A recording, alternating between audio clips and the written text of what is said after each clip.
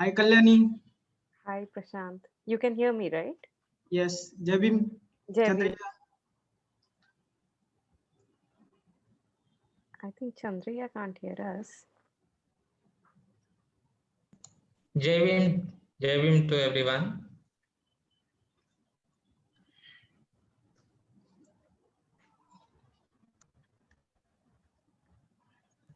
Hi Prashant. You can hear me, right? Yes, Jai Bhim. Jai Bhim. Chandraiah. I think Chandraiah can't hear us. Jai Bhim to everyone.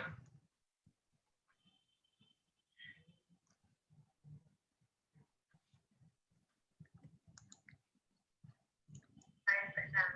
You can hear me, right? Yes, Jai Bhim. Jai Bhim. Chandraiah can't hear us. Jai Bhim to everyone.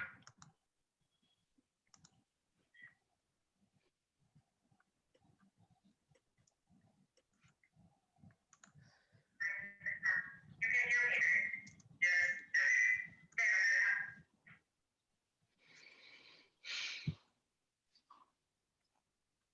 Bhim.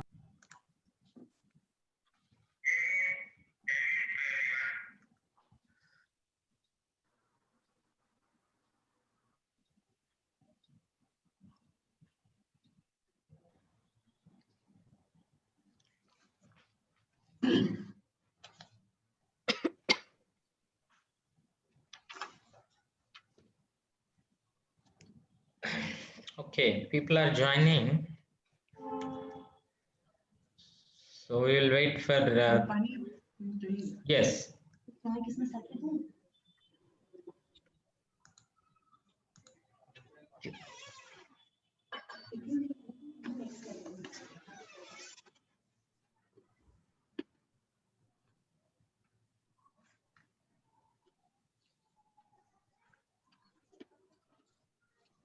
Manju, Arya, are you able to listen me? Am I audible?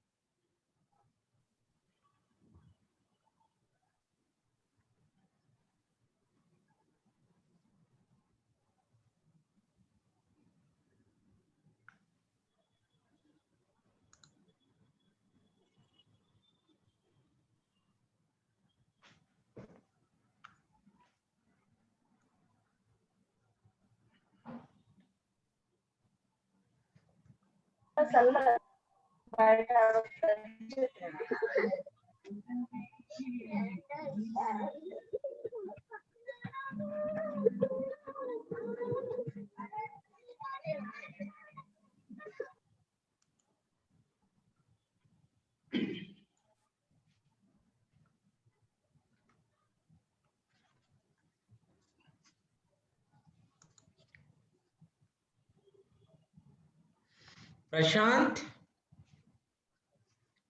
Prashant? Yes, yes, I am here. Can you call Jitendra? Jitendra is not yet Okay. joined. Give me a minute.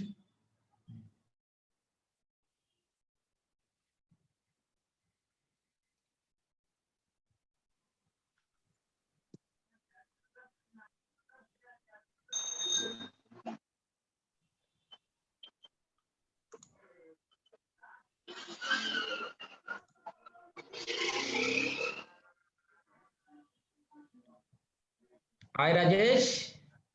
Hello, Chandu. Good evening. Good evening. So I was trying to connect you, but I could not make. So Chandraiah, he is joining. He's Yeah, just yeah. logging. Okay, okay. Yeah, he is here.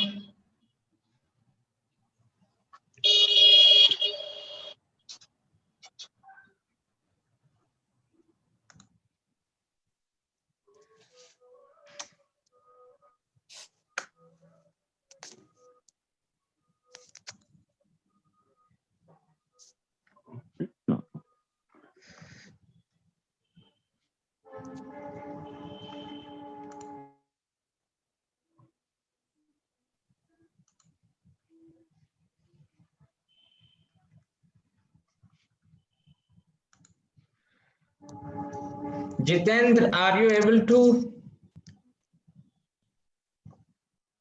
see me? Yes, Am I yes. audible? Okay. Yeah.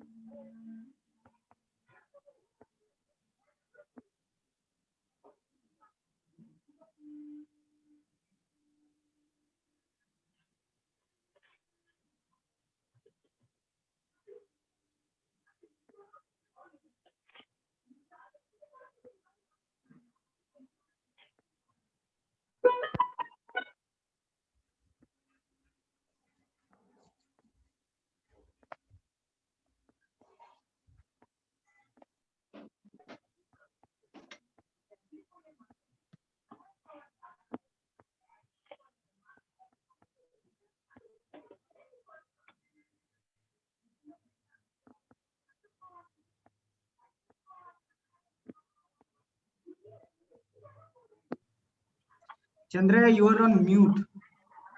Sorry. So just I'm waiting for Ande Bhaskar, one more speaker. As soon as he joins, we will start. Yes. People are also watching on Facebook. We are on Facebook Live.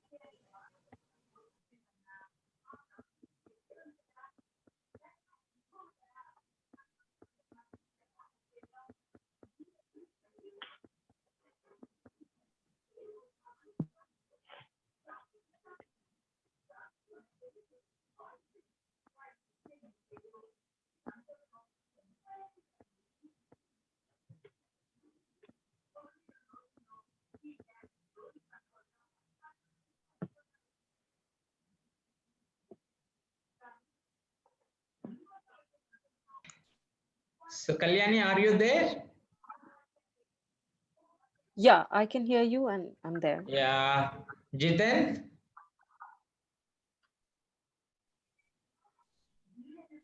Jitendra? I'm here. I'm here. So Prashant? Yes, I am also here. Okay. So I'm just thinking this Kalyani asked me to put on second. Chandraiah, can you mute all the Yeah. participants except speakers? Yes, yes, I'm doing that.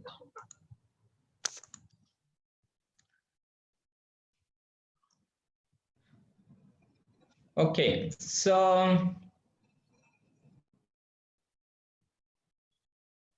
Kalyani requested to put her as a second speaker. So let us, Prashant, will you speak first? Give me 2-3 minutes because there is Yeah, I will introduce. Then, no, there is so this temple puja is going on, so I'm just waiting to finish. okay. So meanwhile, I will just introduce so that. Okay. So good evening to everyone. Myself, Dr. Chandraiah Gopani, Assistant Professor in GB Pant Social Science Institute, Allahabad Central University, Allahabad. So I welcome you all for today's webinar on doing research and engaging with Bahujan musical traditions. So this is the panel which is a part of the lecture series that we have started on behalf of Satya Shodhak on Dalit musical traditions. So this lecture series we have aimed to organize 8 to 10 lectures engaging with the broadly Bahujan musical traditions. The aim of the lecture series is to understand, document, engage, critically present to the audience the musical traditions of the Bahujan communities, the performance of the music, and the music related issues, how music has been changing, depend on the context, depend on the time, depend on this cultural locations. So broadly, if you see the debate and discussion on music in India, largely there are two ways of approaching this whole discussion. So I have a very limited reading, but one could see the broader approaches, debate and discussion both in academic and outside the university spaces. That is on one is on classical music and other is on folk music. But this binary always subsume many dynamics, many diversities within the folk, within the classical. But however, the India is represented with the classical music, classical dance, whatever so-called classical. The minute we call it is as classical music, and obviously we are doing what we are doing is something non-classical. So that is reduced to the folk. When we say folk, the performers of the folk, the identity of the those music traditions, performers of that music instruments are relegated to the local, non-aesthetical, and therefore they do not contribute much to the idea of music which represent the Indian identity. So therefore, there is a broader structural visible exclusion of a majority people's contribution to the music world. So therefore, it become very important for us to understand and engage with the Bahujan musical traditions. Why I am calling it as a tradition? Because there is a specific meaning to it. Because the generation to generation, there are many communities among the SC, ST, even OBC, and some of the in minority communities. Generation to generation, they perform a particular musical tradition. In each state, you will find it. I think there are no, a rigorous, a systematic, serious effort in documenting these instruments, performers, life stories, narratives, and the genres of music, and so on. I would say from Telugu, there are many communities among the Dalits and the OBCs, even ST communities, Adivasi communities, they make a separate instruments by using their own indigenous knowledge, skill. So unless they have some music knowledge, how can they create a important music instruments which are used both in the classical as well as in film music and so on? So that's where I think we have to capture their knowledge of music, the way they understand the aesthetic of that particular music. But however, it is always reduced that this is the music which is impure, which is not considered to be taken into seriously, and institutions are not paid much attention. Rather, they are deliberately excluded these musical traditions and their performance. If you visit any universities, theater arts, music departments, and the kind of syllabus they frame, you will definitely come across mostly largely towards upper caste oriented musical traditions, Hindustani or Carnatic music or Veena, and the instruments that are associated with those layer of people. So therefore, it become an urgent need to engage with these traditions. So I'm very happy to introduce you for today's discussion. We have 4 speakers who are really doing good job, seriously engaging with this, research. And 4 scholars are young, energetic, and committed to this Bahujan musical traditions. So with a much more transformative vision. So I'm very happy to introduce them. First, Kalyani, she's doing PhD in JNU, and she has been doing a very important work.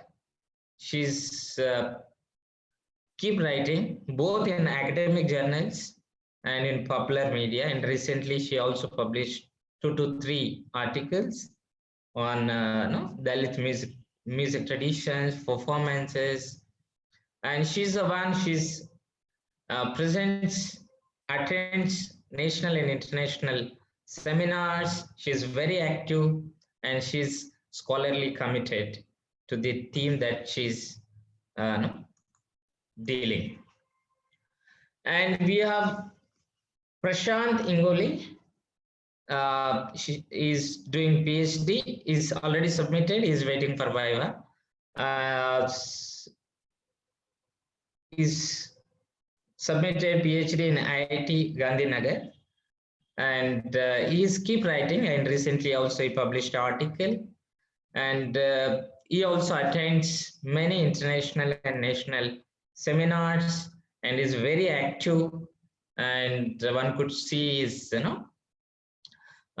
commitment through his writings and his activism. So I'm happy to welcome him for today's talk. And also we have Jitendra Suna. He's doing PhD in JNU, and he is also very active and very committed scholar. And he has been working on Ambedkar, caste, and is especially interested in music. In fact, he went with proposal for his MPhil on music. So he comes from Varisa, and he is also a very active member of BAPSA. And in fact, he contested for the JNU elections. So I welcome Jiten Suna. And we have one more speaker, Ande Bhaskar, who is a scholar, activist, who actively participate in Bahujan movement, and who is doing, who is a music performer. He play drum, dapu, and we call dapu, and is also working on the dapu. And I think you will see, visibly you will see how he play dapu, and he will try to narrate his own experience. So with this, I thank for coming and spending your time. So first we will begin with the Prashant, then we will go with Kalyani, Jitendra, and Ande Bhaskar. So we are recording this presentations, and we are on Facebook Live. So we will upload to YouTube. So after presentation, each person will take 15 minutes. Then after their presentation, we will have a discussion. So I request everyone to keep their time so that we will have a good time for discussion. So now I invite Prashant to present. First of all, thank you so much for putting faith in me that I would speak in this Satya Shodhak lecture series, which is specifically on Bahujan musical tradition. And I am also thankful for to Chandraiah for inviting me. I got to introduce Chandraiah through his chapter in Radical in Ambedkar, the co-edited book by Suraj Engle and Anand Teltumble. So, and I am really grateful for this series, which is continuously going on, and I think this is the way we can transfer the minds. So this wait, screen sharing option is on, right?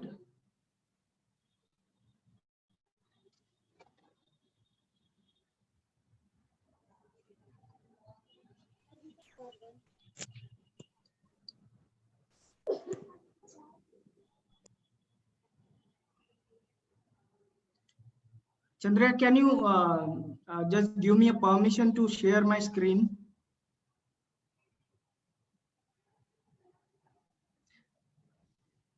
You are mute. I'm making co-host so that you can do it. Okay.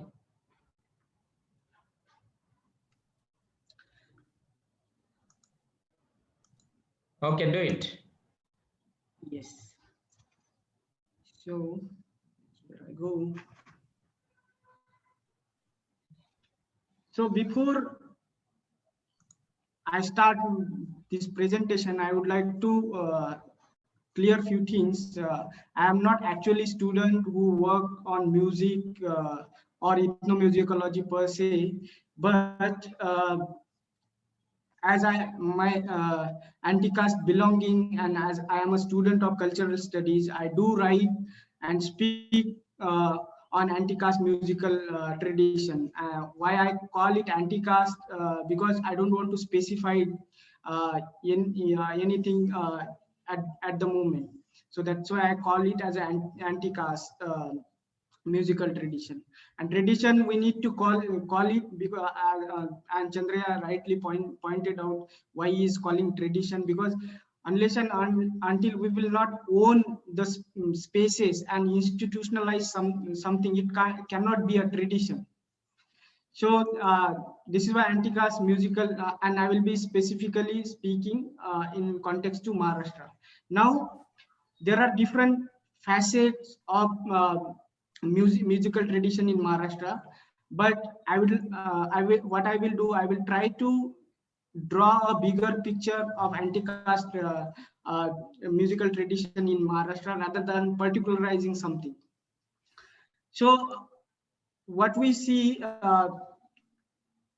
from Phule's time, also in Ambedkar's times. So Mahatma Jyotirao Phule also used to write povadas, and from 1937 when Satya Shodhak, 1873 when Satya Shodhak Samaj movement started. So then we see that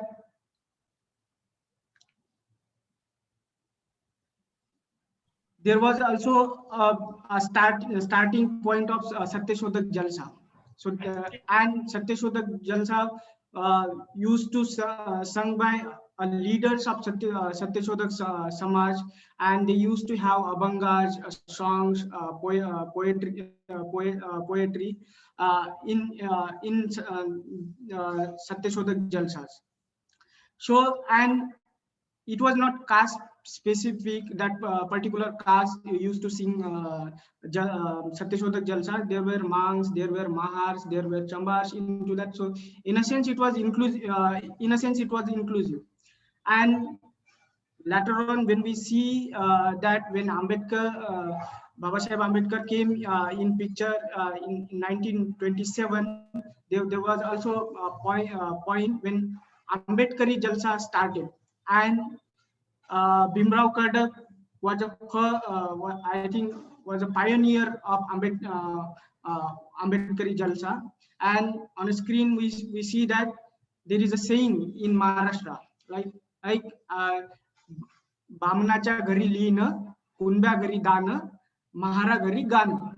Meaning at the Brahmin's house you write and learn, at Tiller's house you thresh, and at Mahar's house you sing. So we see that it is a caste imposed tradition, but later on what we see that it is also became a tool of a resistance.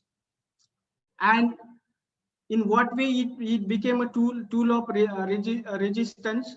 So Satya Shodhak Jalsa, if we see that from Satya Shodhak Jalsa to Ambedkari Jalsa, like there was an anti-caste awakening of the masses against the social order of caste.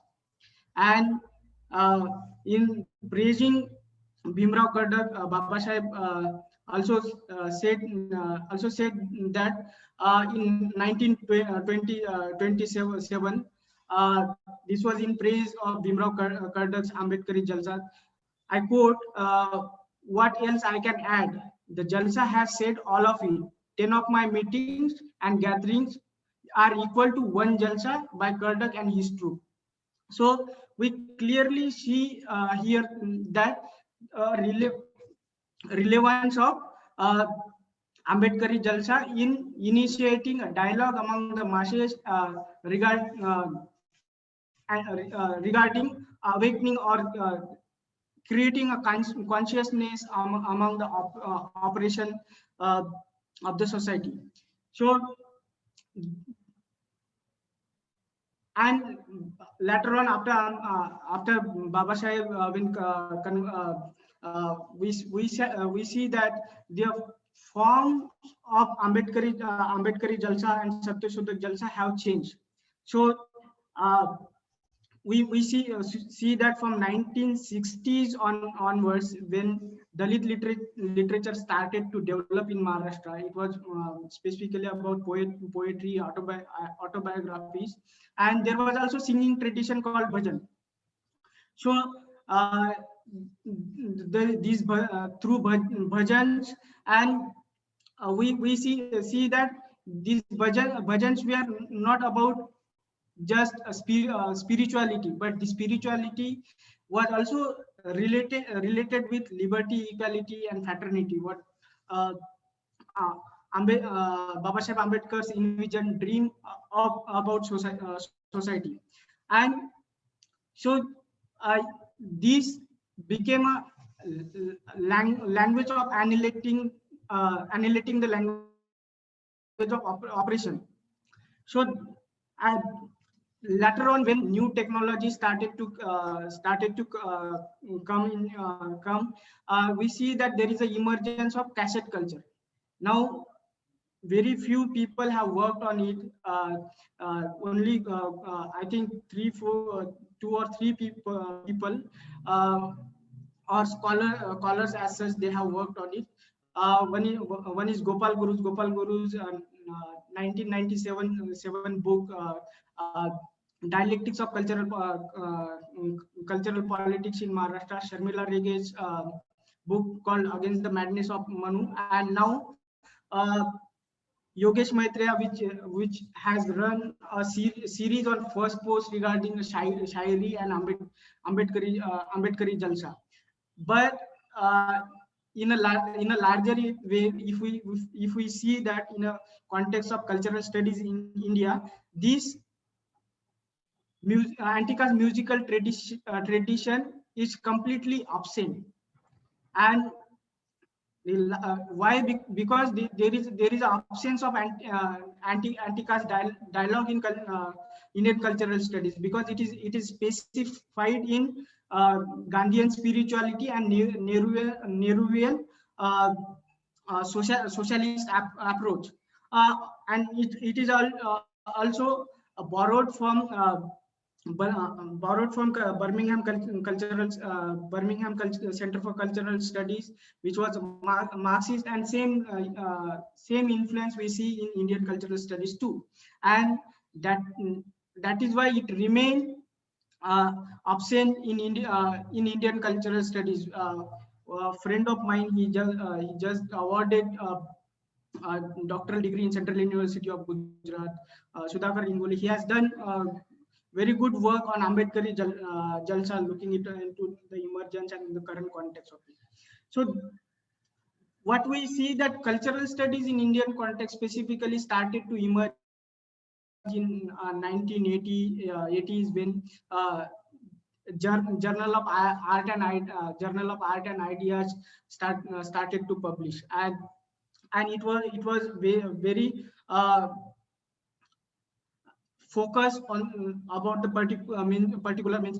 particular mainstream ideology, and that is why we do not see Fule's or Ambedkar's approach visibly in Indian cultural studies.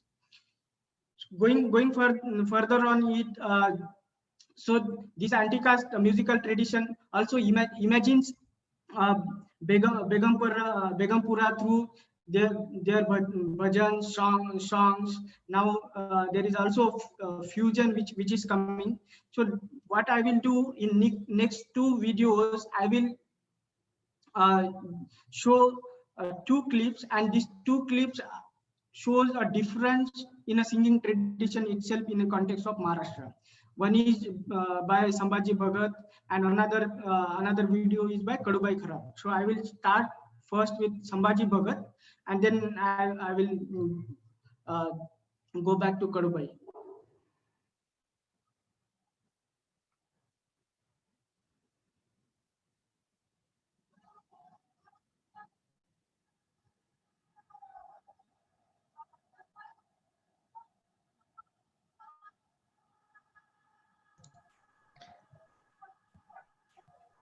Prashant, sound is not clear.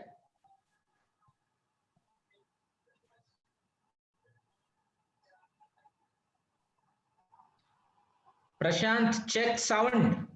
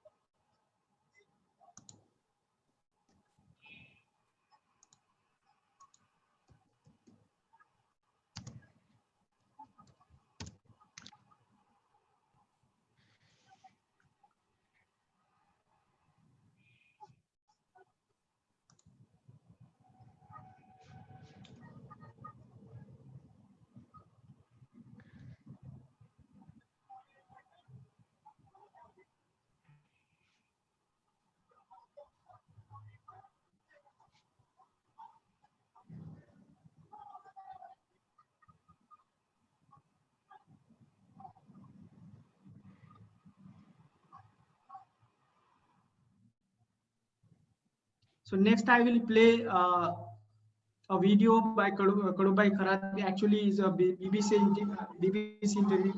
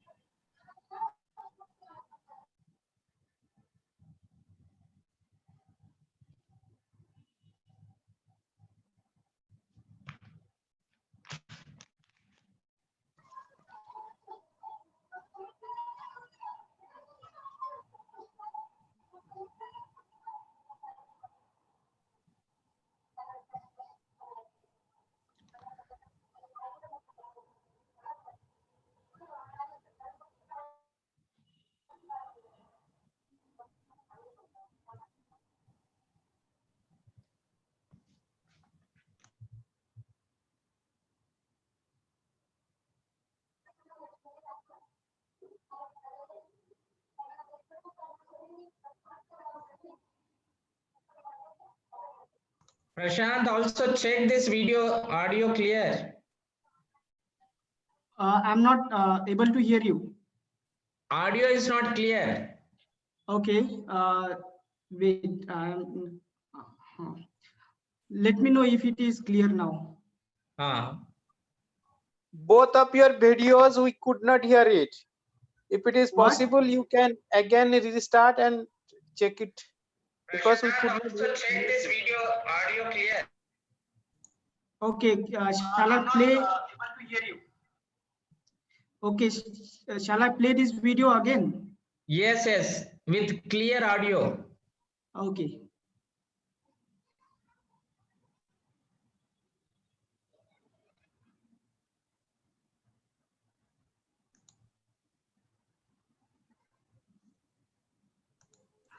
No, Prashant, I think there is some problem in your place. You please check it. The videos are not, audios is not at all clear. There is no audio Yeah. at all in the clips. I don't know what is happening. Maybe the network connection. Now, if audio is not coming, please continue. Later you can play when we Okay. get time in the discussion. So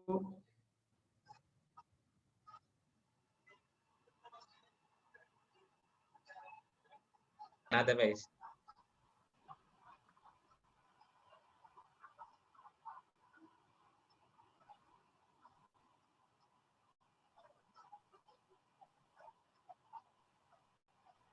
Prashant, audio is not clear.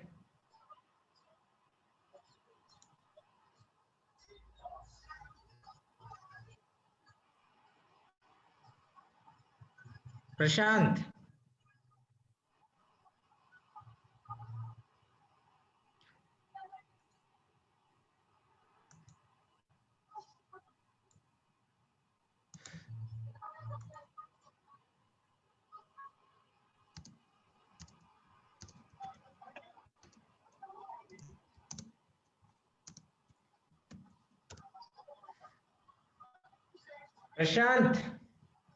Prashant, are you there?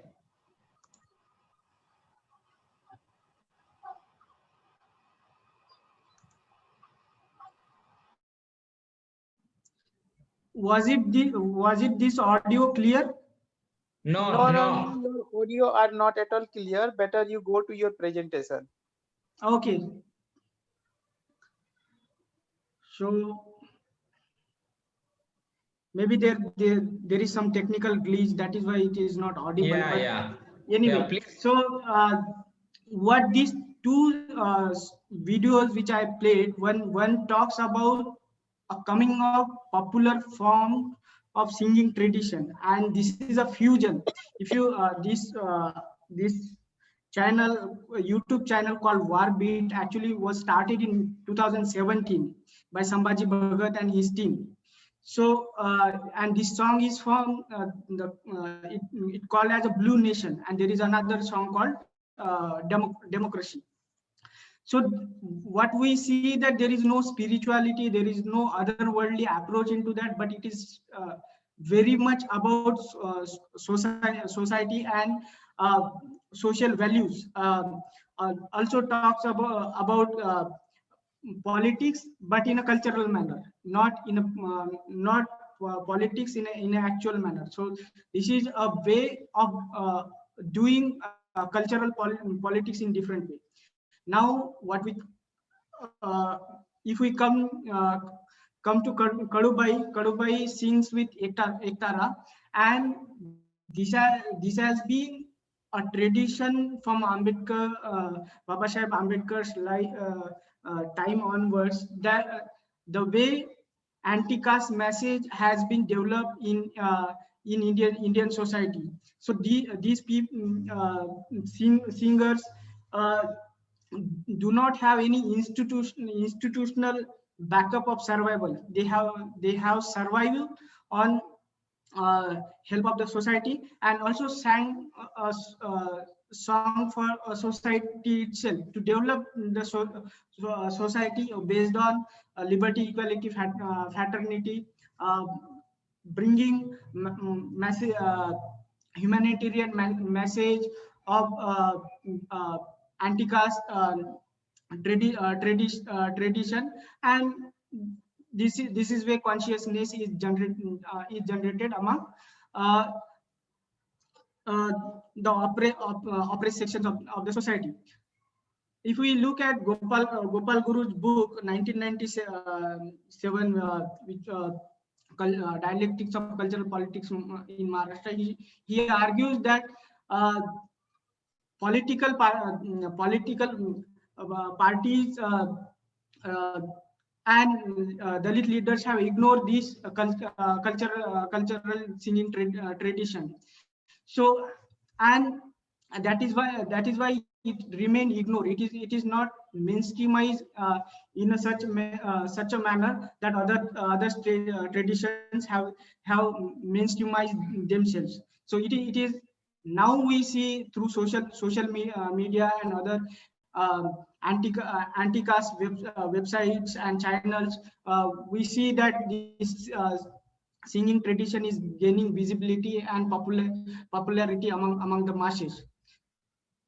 So I think that is the benefit of social media. We are able to access it.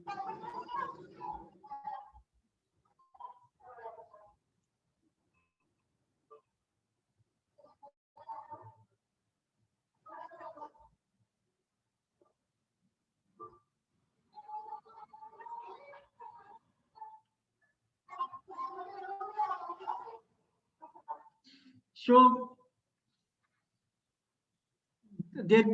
now we see that I think there is some problem in my presentation itself. That is why I'm not able to play other slides as well.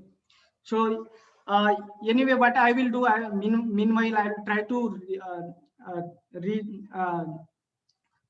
Try to solve this technical problem, and I will stop here. Let Kalyani start, and I will talk more in Q&A session. Thank you so much. So thank you, Prashant. Thank you very much. So due to some technical problem, there is were two, stopping. three slides which I wanted to Yeah, show. yeah.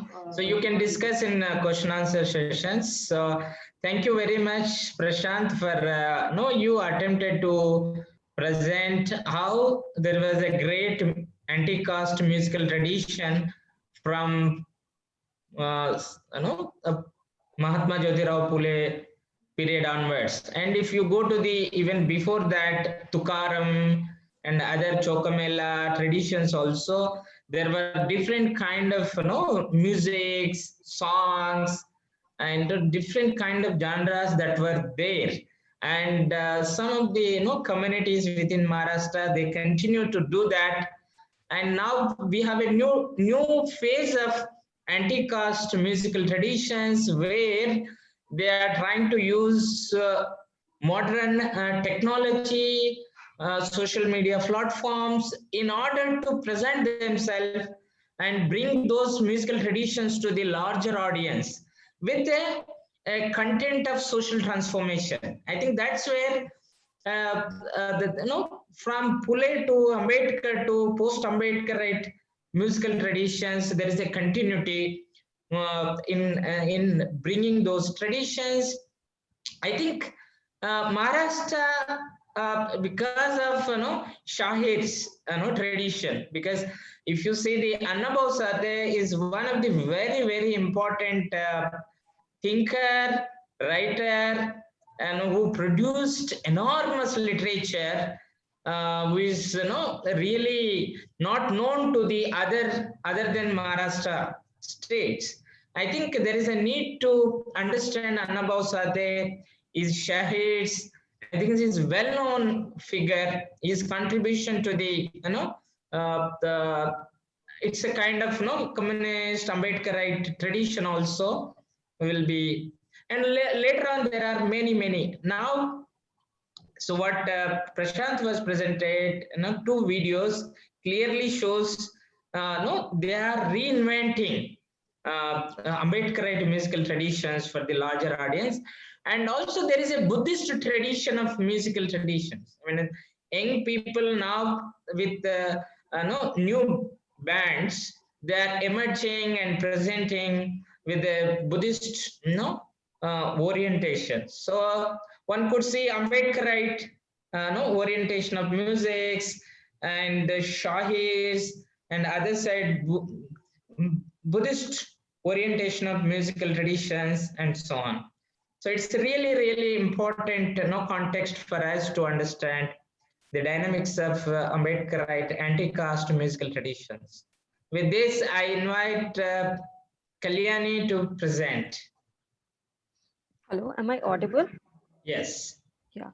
Firstly, many thanks, Dr. Chandraiah, for organizing such a beautiful and amazing lecture series on Bahujan musical tradition. I think it is very much needed, particularly at the time when we end up discussing classical and even folk in a certain way and in a certain pattern, which actually completely debunks the essence of Dalit Bahujan musical tradition. So I think a platform like this is amazing, where we can actually come together to discuss our culture, our music, and our performances. I think my previous speaker, Prashant, he presented amazing. I mean, there was some internet issue, but I think he rightly outlined uh, the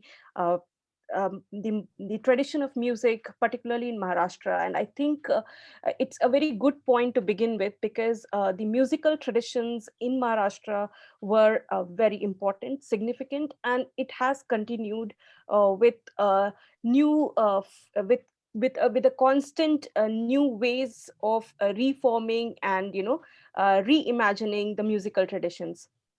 However, since you have organized this talk more on doing research on the Bahujan musical tradition, I'll talk more on that. And since even in for my PhD thesis, I have done an extensive field work and I have engaged with Bahujan musical tradition. So I'll talk more on the line of research and how to make sense of this very Bahujan musical tradition. So to begin with, I think cultural performance is an important aspect of Dalit Bahujan life world, and it is significant to look at different dimensions of these cultural performance to understand their history, meanings, practices, materiality, etc. The songs of resistance in the form of Bhim Geet or mission songs, as is popularly called, has created an entirely new worldview in which caste-based humiliation is resisted to. The resistance to caste structure is not just done through its lyrics, but also in terms of performances. Now, this performative aspect of Bahujan musical tradition is something very interesting, and I think the forthcoming researchers on Bahujan musical tradition must engage with it. Now, within research and in discursive practices, works like those of Victor Turner has discussed about different aspects of performance, like songs, acting out, graphics, etc. Turner has called collectively these as the cultural media, and he argues that these forms of cultural media are significant unit for the communication of culture. So an engagement with Dalit Bahujan music is also important sociological as well as cultural tool to understand the different layers of communication that is happening through these musical practices. The other theoretical discussions have been taken up by scholars like John Fiske, who has overtly emphasized on the political side of the cultural performance. By political, what Fiske means is to understand these performances in terms of resistance and the dialectical relationship it has with the dominant culture. The Dalit Bahujan cultural performances also has a potential to bring this dialectical relationship with the dominant culture. These cultural performances has a counter narrative to the existing Brahminical social order. The Dalit Bahujan musical practices constantly questions the Brahminical social order in terms of its inclusivity, myths, history, and traditional practices. For example, if one looks into Dhola tradition of music, popular in Mainpuri regions of Western Uttar Pradesh, there is a constant revocation of myth of King Nal, popularly called as Raja Nal, in a way that it gives a low caste king the same degree of dignity as is enjoyed by an upper caste king. In one of these songs by a famous Dhola singer, Ram Suvaro Himar and Matlol Singh, they sing tracks like Naal Ka Akhua, Fool Singh Punjabi Ki Ladi, etc. If it would not have been the musical practices, the reach of these reworked mythical imaginations would have been very much limited. The reading and reclaiming of spaces of mythical paradigm is also some of the interesting ways in which musical practices in Bahujan traditions are oriented. Myth making and belief in mythical practice have been important reflection of cultural beliefs and practices. Bahujan musical tradition debunks the myth of Hindu tradition as irrational and inconsistent with the principle of social justice. Similarly, when one looks into ala songs sung by Dalit Bahujan singers, particularly women singers, there are many stories of Jhalkari by Baba Sahib Ambedkar, Ravidas, Chamar Regiment, etc., that are highlighted and retold. This has been very much unlike the cliched and traditional ala songs, which were more about discussing the valor of upper caste Rajput community. I would like to mention here that one such ala song is sung by very famous singer Seema Azad, in which she has sung the life of Baba Sahib Ambedkar and his struggle uh, in her ala music. Her ala is also on the life and journey of Manevar Kanshiram, and it is very popular on YouTube and other social media platforms. Now, discussing briefly about what this ala is. Ala is a very popular genre of music, particularly in regions of Faizabad in Uttar Pradesh. This genre of musical practice involves storytelling, preferably a biography of icons who are revered within the community. This musical practice involves narrative techniques through which even the minutest details of icons are discussed with utmost precision. This musical practice is important in reflecting histories of Bahujan, which has been otherwise forgotten or foregone within the mainstream discourses. Again, by bringing in the concept of mainstream discourse, I also pitch in for the mainstream folk culture, which talks folk only through a narrative of upper caste musical traditions. The reimagination of myth and history has culturally enabled Dalit Bahujan community to stand up for their identity and dignity. Thus, it is important dimension, and a researcher must engage with this aspect of myth and history making when he's conducting his research. And I think uh, that is very important, and that is the first aspect which I want to discuss. Now, the second most important aspect to study or to research on Bahujan musical tradition, I think, is to understand the way in which the Bahujan musical tradition is practiced. Now, again, when I use the term practice, I'm using it in Bourdieu sense of the term, where he talks about practice as a sense, with a sense of collectivity and how community makes sense of a culture. So the practice of Bhim Geet is much more than the productions of song only. It is rather an active engagement with the larger audience. Women are active participants in these groups. There are a lot of symbolism that floats around these cultural groups and musical performances. For instance, some of these symbolism includes tying panchsheel as a scarf, wearing of white or blue color, uh, sari, etc., to mention few. The production of Bhimgeet does not just happen in isolated studio spaces. Rather, many of such musical production is done in cultural events organized by different cultural groups. Here, I would like to mention about Tarannum Baud's parody song, Geeto Bhari Sham Baba Sahab Ke Naam, that is actually sung during the event organized by Youth for Buddhist India. On social media platforms, it has many thousand views and it's also sung at different cultural events. The practice of Bhim Geet or Bahujan music can be understood through Bhaktin's concept of dialogism. For Bhaktin, dialogism is a constant interaction between one's own self and the intersubjectivity through which this self is formed. In Dalit Bahujan musical practice too, one finds a constant negotiation of self with the meaning that exists as a shared social experience. So research on Bahujan musical tradition, so the research on Bahujan musical tradition should engage with the social practice, and this can help one understand the deeper nuances of the music and the culture per se.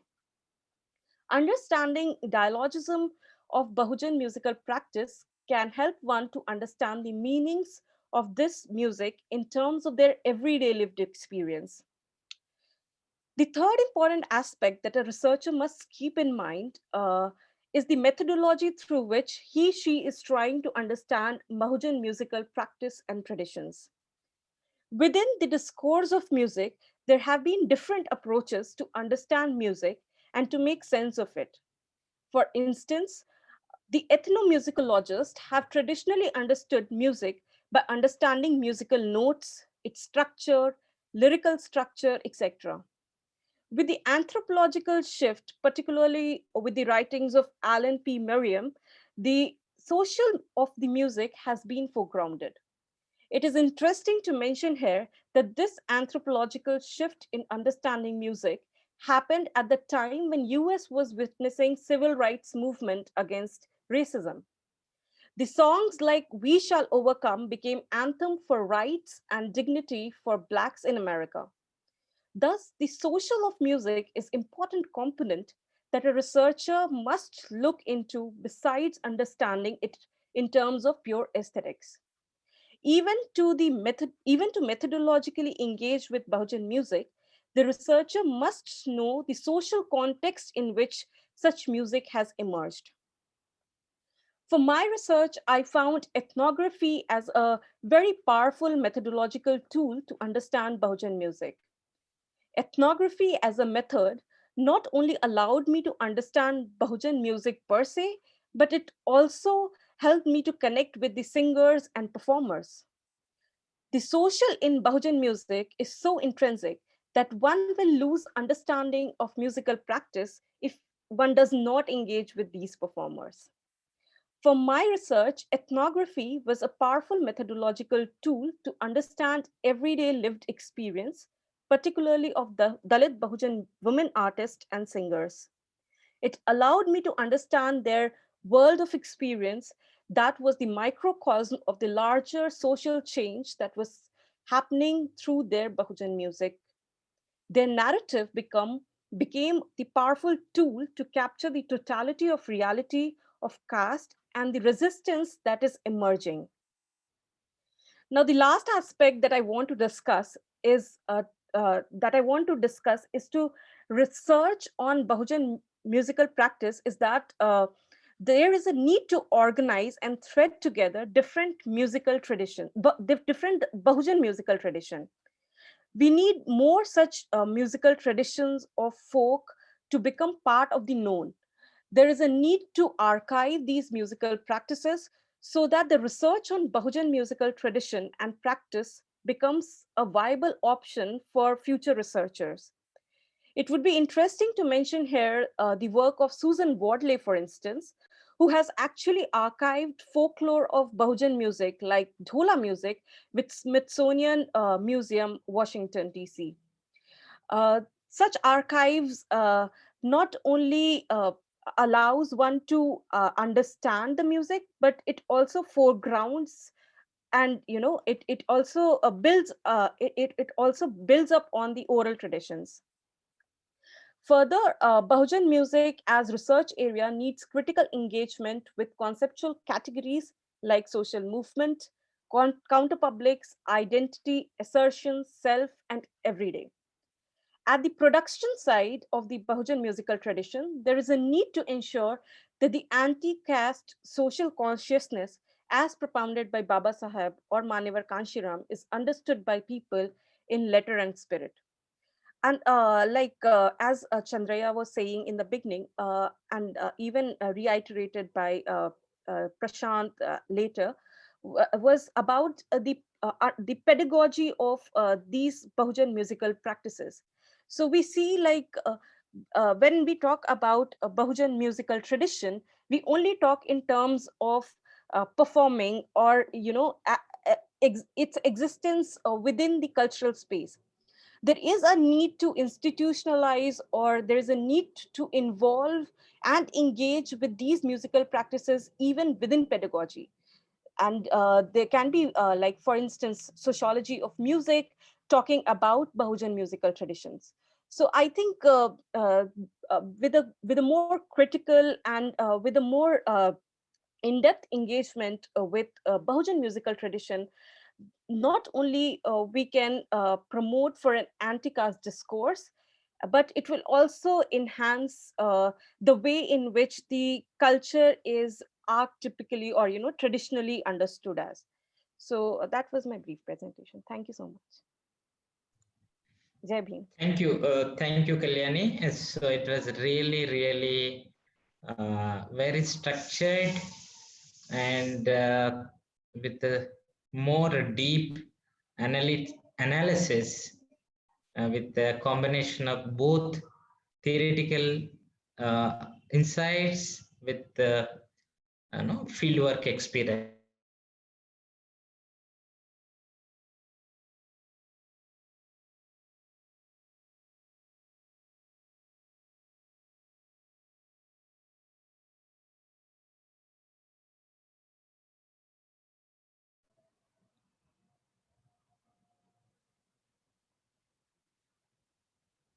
I think that combination is all. Am I audible? Yes, Hello. now you are audible. Okay. Yeah. So Kalyani made many points that are important for us to understand. She was combining both theoretical insights with a fieldwork experience, and she was making many important points, which will be a kind of framework for us to approach the Bahujan musical traditions. She was also talking about Ala, how it was how Bahujan communities are performing in North India, particularly when they perform, there is also kind of history and myth making, not myth exactly, but that is how they want to imagine the alternative discourse.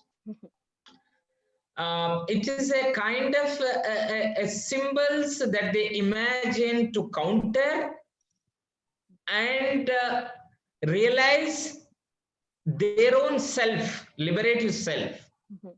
So some people may call it as a myth, some people may call it as a liberative discourse that they want to present through songs, through their music.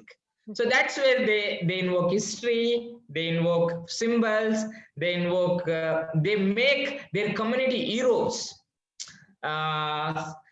And also she was also making everyday practice. The social practice is also very important to understand the Bahujan musical tradition, because when they sing, there is a collectiveness, the embedded collectiveness, and there is also, it is a deeper meaning what appears to what we see actually. So therefore that collectiveness everyday the experience that they capture in their singing is also. So archiving the Bahujan musical instruments, singing forms, musical traditions is not yet started. I would say that some of the folk, so-called, some of the, some people at regional level, they began to document, but only within the traditional way of understanding the music. They see only as a folk music, therefore it is very local and it is non-aesthetical. So there is no liberative, element in this tradition. I think a new generation of scholarship has to go with a more a broader, deeper, emancipatory approach to understand, archive, and document these traditions. That's where the last point, archiving is the beginning point for us and to understand the layers of these musical traditions. Because once you archive means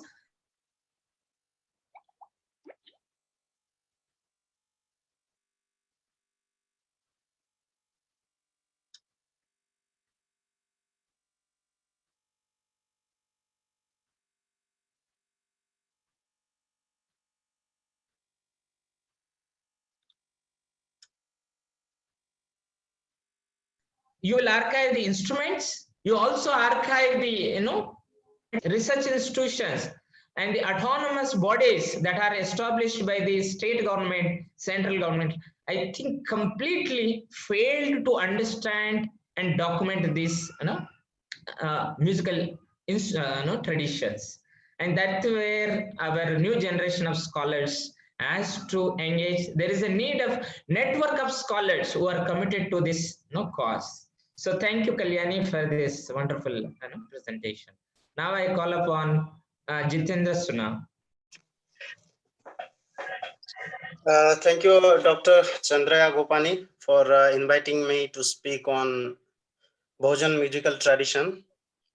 And I'll start by the point which you were explaining the importance of archiving the musical traditions which exist within Bahujan communities. So I think there is another gap here. Recently, the kind of documentation which has been going on, especially in the academics, like as you mentioned, the folk documentation of folk musics. I think still today, I don't find that much in-depth documentation and understanding of Dalit music in India, and it is from both the side, from the side of the research scholars who are not from the communities, and at the same time the academics from the communities, Dalit Bahujan community. So I think one probable reason may be that the kind of research we are involved in. When we see Indian experience, and especially the question of research within the Dalit community and within academics on the Dalit, then two themes which has been dominated till today. One is the area of operations, that is a caste, slavery, etc. And second is the question of resistance. These two themes has been a dominated theme of research. So I think because of this kind of research, we hardly see research beyond these two topics, especially the question of community formation, how they survive, family, then the question of music and their rich cultural and democratic egalitarian the culture they have developed themselves. So this is important. So I was reading this book recently, and the book name is That Novel Dream, The Objectivity Question and the American Historical Professions. So its writer is Peter Novick, and he is documenting one interesting theme in the research, especially in the question of black community and their research. So in the mid-60s, the integrationist approach, the approach that is white and black will come together, and it was very much a liberal, white-centric discourse which was dominated at the time. And then the later, and this is the time where the songs like "We Shall Overcome," like "Together We Shall Overcome." So this was the dominated theme of the mid-60s. But when the radical black movement started, when Black Panther movement emerged, then the discourse, not only in the public domain, but in academics, it challenged all kind of discourse which was dominated. So I think, and then preferably the question of autonomy of a black community, black culture, were like brought out by these radicals, like both from within academic and beyond academic. So this is I think in Indian experience we are lacking, and this is why we can't find like beautiful and an organic understanding of the research, especially on the question of music and question of family and communities and how they survive. So if you see, like, I will talk about Dalit community and Dalit music in the context of Odisha, and so I'm just trying to understand this music form. So Dalit music is not a homogeneous form. It is not, and it is like Dalit musics are like, it's multiple, like different group perform different music.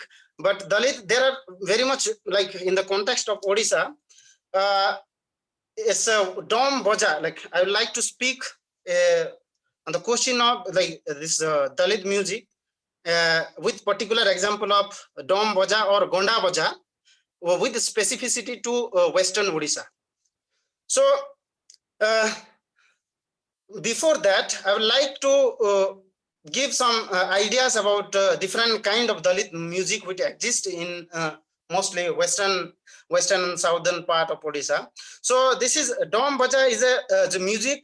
It's like this performed by a Dom caste, and this the invention and in the making of this Dom Baja, three different castes involved. One is Dom, another is Ghasi, and another is Chamar. So these three castes involved in the making, producing, at the same time performing. So another music is known as sing baja. Sing baja is like sing is basically a horn of different animals. So it has been used by Dalits. So it is another part. It is also played by Dom community itself, and the government banned this music because of the kind of nature. Actually, the performer used to fight. Look, it was a performance. In performance, they used to fight with each other. So this was banned by the government. And then another like popular musical form, which is like most specific to Kalahandi district, and that is called Ghumra. So these musics are also known as the martial music, and this is a popular like folk, not folk, but a myth. Their popular myth exists that this musical performance goes back to the era of Ravana and the Asuras. People have this belief that this music has been performed at the time of the war. So at the time of war between gods and asuras. So this is a myth exists, and this is one way of explaining this Dalit music. And there is another explanation of another perspective, and that is very much known to us. That is a caste perspective. And when I say caste perspective, is mostly scholars believe that this the musical performance which has been done by Dalits are basically caste occupation. So one is the caste occupation question, and another is a mythical explanation, which is dominant in public domain and mostly in academics. So if you see, the limitation of second approach is that it is a myth survive in the part of Western Odisha, and because of this myth attached to which we cannot brush away, and we cannot say just it is a merely fictional. When we see the geographical specificity of Western Odisha, there are three sites which exist in Kalahandi district. One is Junagadh, and that is known as Old Fort. Another one is Asurgarh, that is the fort of Asuras, and another one is Dharamgarh. And Dharamgarh is Dharamgarh is this name Dharam is basically Dhamma, and it is we can translate it as a fort of righteousness. So three aspects, and it can the historical it's kind of chronologically given name. Junagadh, if you see Junagadh, then it must be like the old fort must goes back to like before the time of Asuras. So and Dharamgarh is very much a Buddhist specific at the time of Ashokas. So another like in Western Odisha itself, there are districts. Another district is named after Bodh. So it's a district, a Buddhist. Name itself is a Buddhist, and that is the district's name. And there is another deity which is popular in this region, and he is known as Buddha Raja. And Buddha Raja is very much different from the practice and from the kind of temple or kind of statue it will have. So it's carried basically swords and horse. So it is Buddha Raja is a very much a fictional representation of Buddha Raja, and that is people people believe that it is Ashoka, is King Ashokas, and so we can find this historical evidence from different part of Western Odisha and mostly in Kalahandi. So this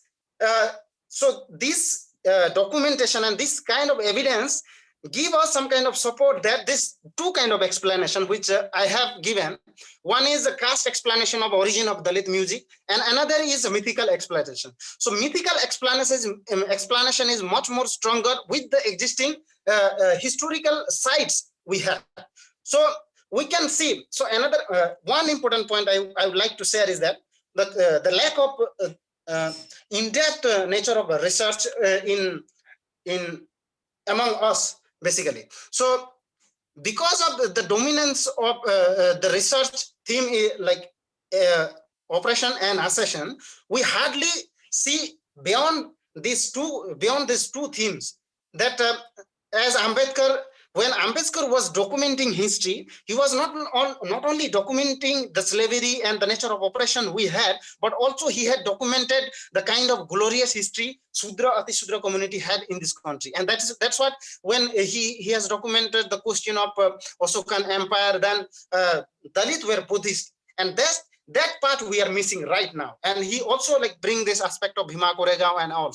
So we right now, what we are doing that reducing this community into that two kind of setup, and that's what stigmatize and reduce this community. And that's where the question of, that's what my understanding is, that the question of Dalit music is not only it cannot be explained in the framework of caste occupation, because Dalit are not a caste. They are basically the victim and the slave of the caste. They were outside the framework of a caste, and you cannot fit that category to explain the culture and dynamic of Dalit community. Therefore, this explanation is very much essential. Then to understand this music, I think there is another way of seeing the oppressed community. And as I was mentioning, that any oppressed community who has been oppressed in a particular system and setup, not only oppressed in that framework, but also create itself, reinvent itself to cope up and survive in that particular system, but at the same time not in the system. They live outside of the system, as untouchable will live outside of the villages, but they will create their own culture to survive. And that culture is the culture of survival. And that's what we need to, when it's come to Dalit music as Gona Baja or Dom Baja, we need to understand that mechanism of survival.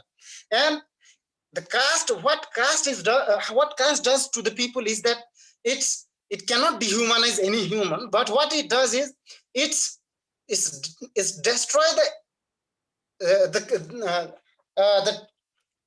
the living tendency of a human beings. So what it reduces us to a inhuman situation, and force us to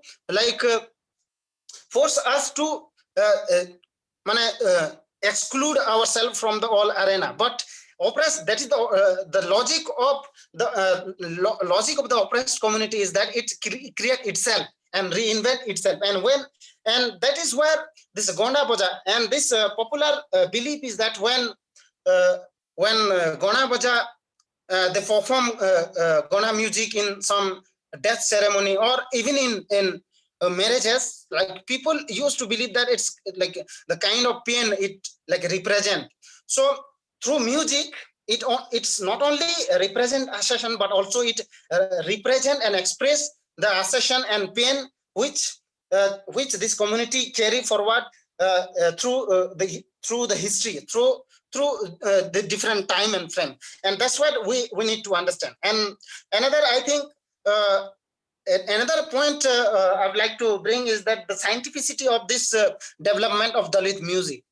I think the kind of music which Dalit have been invented or the played is hardly we will find in anywhere in the mainstream. And we can, whether it is Tamil music industry, or mostly which has been dominated by the performer of Dalit community. And when it's come to Odisha, it is the performance mostly done by Dalit community. Even in the Sambalpuri music industry, which is a recent development, mostly after 90s. So this is a very commercial form of existence of Dalit music. But and this music, the majority performer, writer and singers are from Dalit community. So Dalit have been reinvent themselves to cope up in a different in this modern development, and they try to assert their identity in various form. So there is another link which I would like to bring here.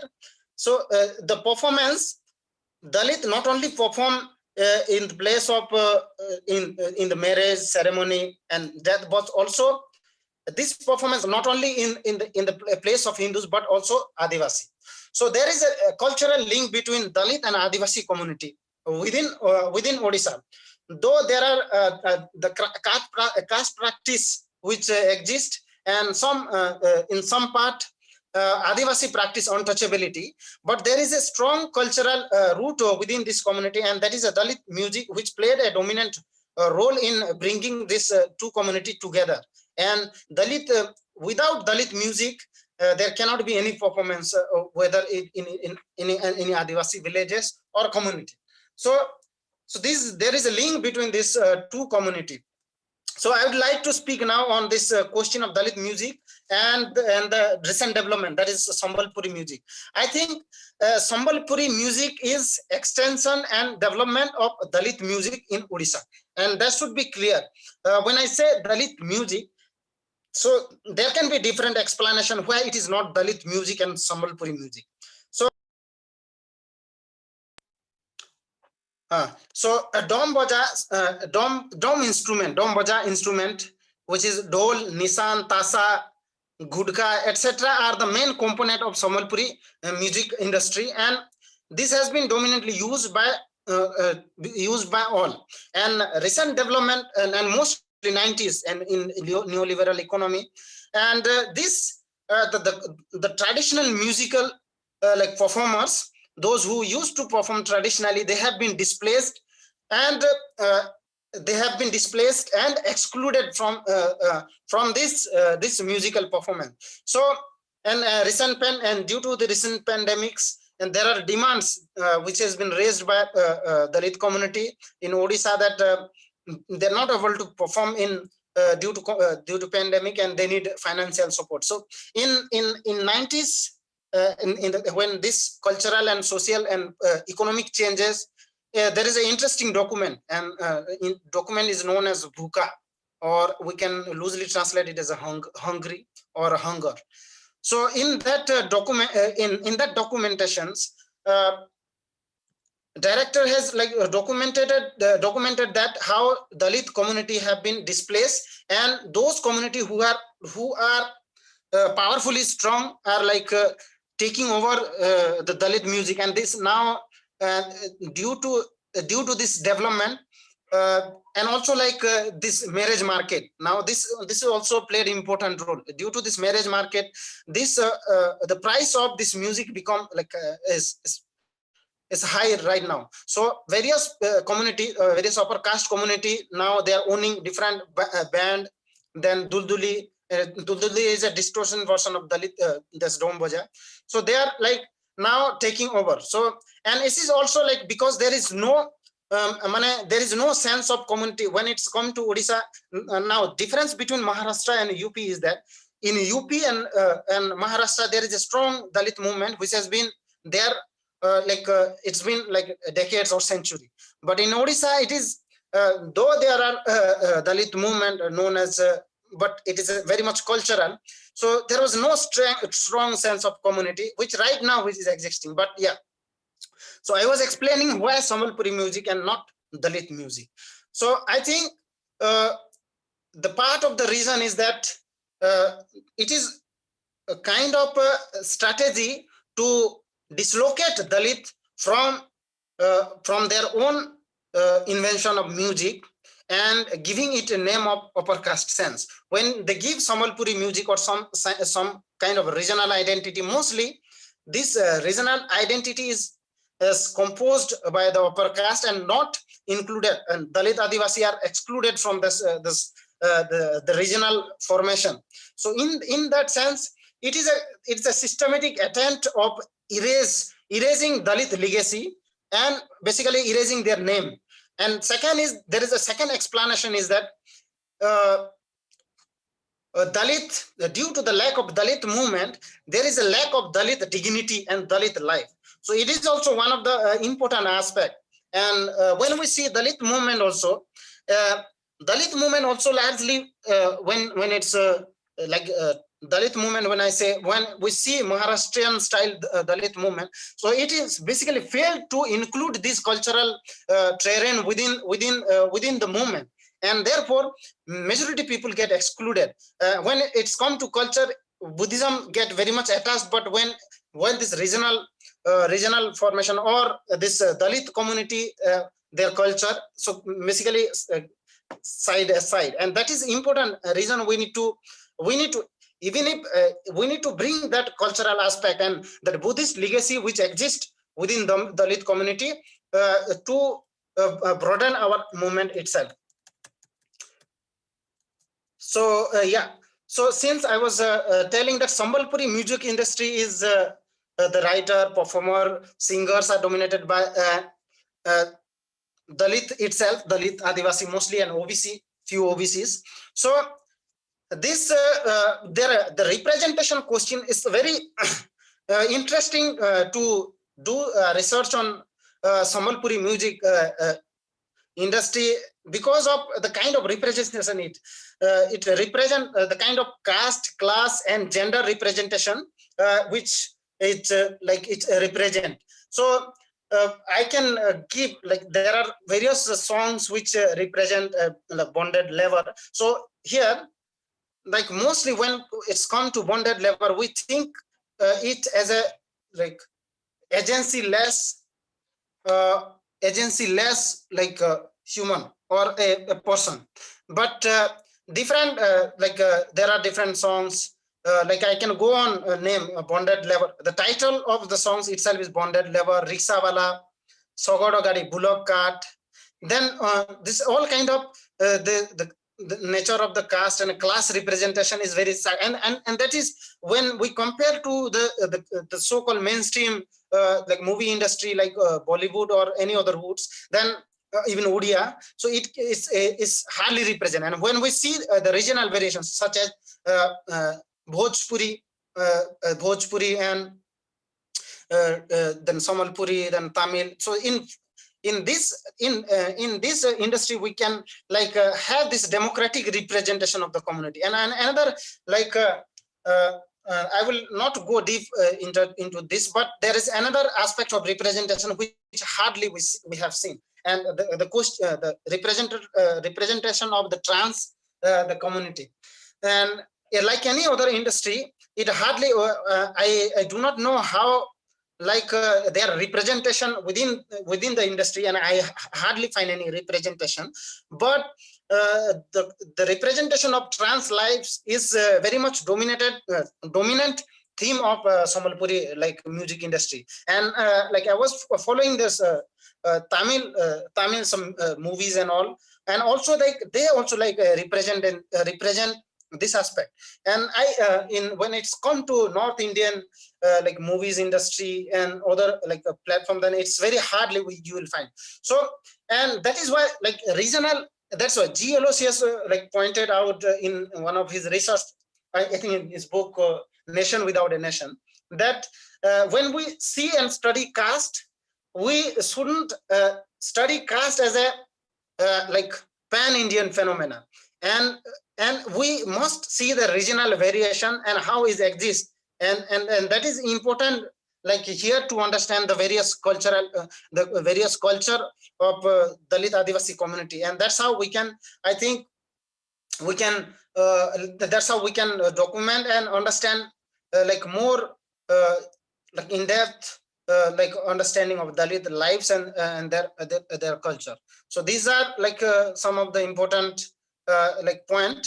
But yes, there are some like challenges before the study of Dalit music is in the question of Odisha itself.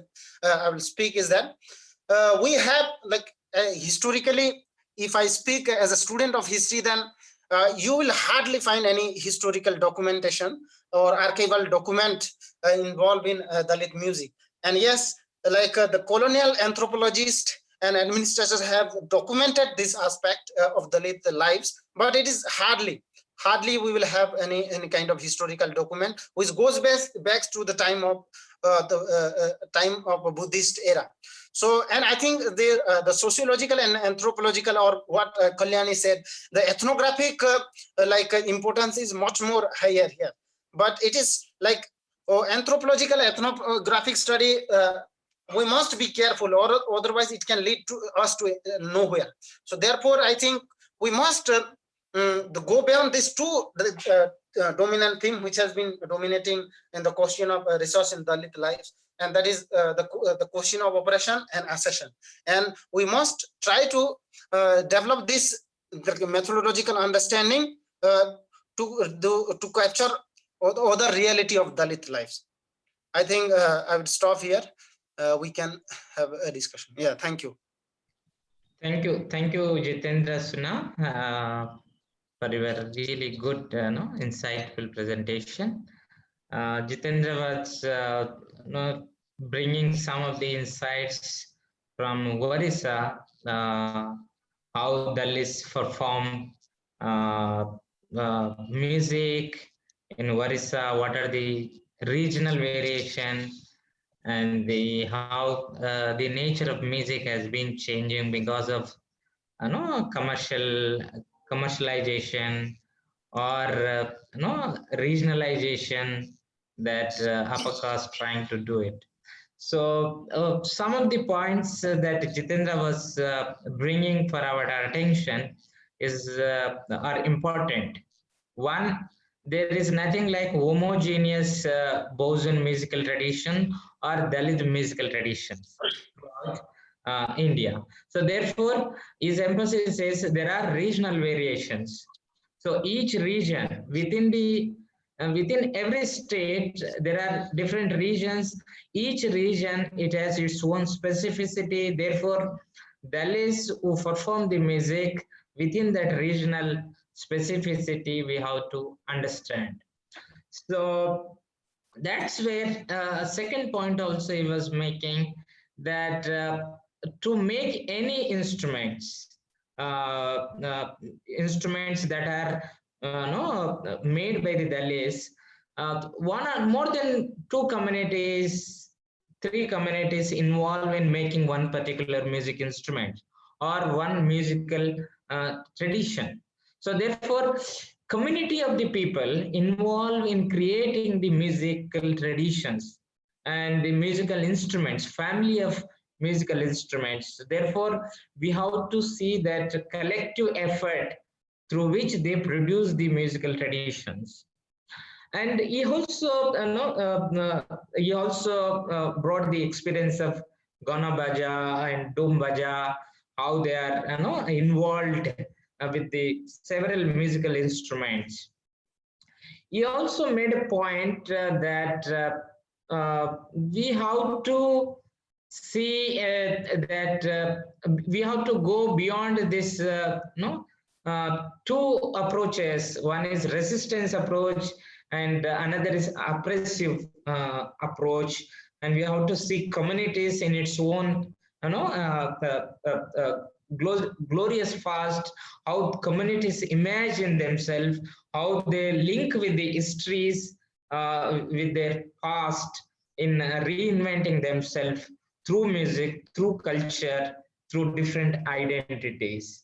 So he also made a point how when commercialization is entering into Dalit music, some of the upper caste try to erase Dalit musical contribution while they are naming it as a regional musical tradition. Sambalpuri, for example, rather than seeing Dalit contribution to the music, they will call it as a Sambalpuri musical tradition. When they call it a Sambalpuri, so the communities who are actually contributing to that music become invisible.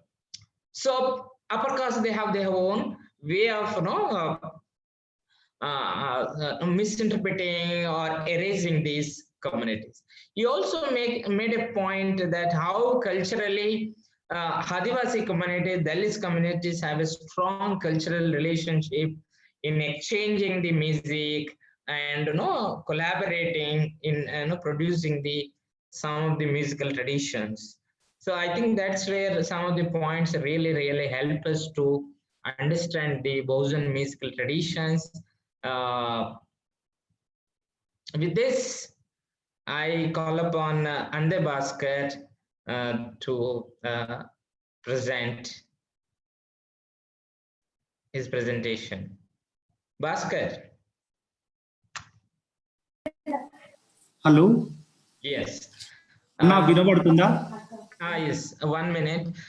Bhaskar is a scholar of Telugu University, Potti Sri Ramulu Telugu University, and he has been engaging. He is a performer, scholar, research, and he will be performing the Dappu, and is very good performer of Dappu. Dappu is well known in Telugu region, and Dappu is the one of the very important instruments that connect the all Bahujan communities in the village.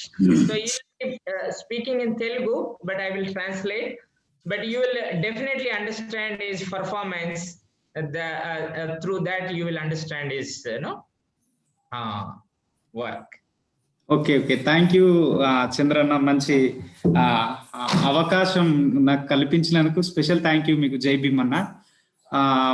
ఇందులో participation చేసినటువంటి జితేందర్ సునా and Kalyani, Prashanth గారికి జై Bhim, special జై భీమ్.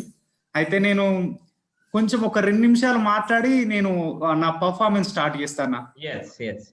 అయితే వాస్తవానికి మనకు మీరు English లో ట్రాన్స్లేషన్ చేయాలంట నేను మాట్లాడిన తర్వాత. నేను గ్యాప్ ఇస్తాను, మీరు ట్రాన్స్లేషన్ చేయండి. వాస్తవానికి ఈ తెలంగాణలో కానీ ఆంధ్రప్రదేశ్లో కానీ చాలా జానపద కళారూపాలు ఉన్నాయి, వాయిద్యాలు ఉన్నాయి. కానీ కొన్నిటికి మాత్రమే దేశంలో కానీ లేకపోతే కొన్ని ప్రాంతాల్లో కానీ కొన్ని వాయిద్యాలకు మాత్రమే తగినంత గుర్తింపు ఉన్నది. తీసేయకండి. అయితే ఇక్కడ ఏంటంటే స్పెషల్ గా అన్టచబుల్ పీపుల్స్ ఎవరైతే ఉంటారో, మాదిగాస్, మాల, ఇంకా ఎవరైతే షెడ్యూల్డ్ క్యాస్ట్ నుండి ఉంటారో వాళ్ళకు ప్రత్యేకమైన వాయిద్యాలు ఉన్నాయి. వాటిని ఏ పుస్తకాలలో కానీ ఏ గ్రంథాలలో కానీ ఎక్కడా ముద్రించలేదు. అవి ఇప్పటికీ అంటరాని వాయిద్యాలుగానే ఉన్నాయి. కానీ సినిమా ఇండస్ట్రీలో మాత్రం ఈ మధ్య కాలంలో వీటి ప్రాధాన్యత చాలా పెరిగింది. ఈ సినిమా ఇండస్ట్రీ రాకముందే, అంటే సినిమా ఇండస్ట్రీ ఉన్నప్పటికీ కూడా దీన్ని ఒక దేశంలో కానీ ప్రపంచంలో కానీ ఒక గొప్ప స్థాయిలో నిలబెట్టినటువంటి వ్యక్తి మా గురువు సూర్య భగవంతరావు సార్. ఆయన ఓల్డ్ ఏజ్ ఇప్పుడు 83 years. 1975లో ఆయన మొట్టమొదటిసారిగా దుబాయ్, అమెరికాలో ప్రోగ్రామ్ ఇచ్చిండు. తర్వాత చాలా స్టేట్స్ లో చాలా మందికి ఈ డప్పును నేర్పించడం జరిగింది. అయితే ఇందులో ముఖ్యంగా మాదిగాలో ఉపకులాలు ఉన్నాయి, కానీ ఈ ఉపకులాలలో కూడా చాలా వాయిద్యాలు ఉన్నాయి. వాటి కూడా ఆ వాయిద్యాలు కూడా కనుమరుగైపోతున్నాయి. కాబట్టి వీటిని కొంత పరిశోధన చేసి వీటి మీద కొంత సాధన చేసి వీటిని రికార్డ్ చేస్తున్న వ్యక్తి ఆచార్య రిటైర్డ్ ప్రొఫెసర్ జయదీర్ తిరుమలరావు సార్ గారు. ఈ మధ్య కాలంలో చాలా ప్రయోగాలు చేస్తున్నాడు వీటి మీద.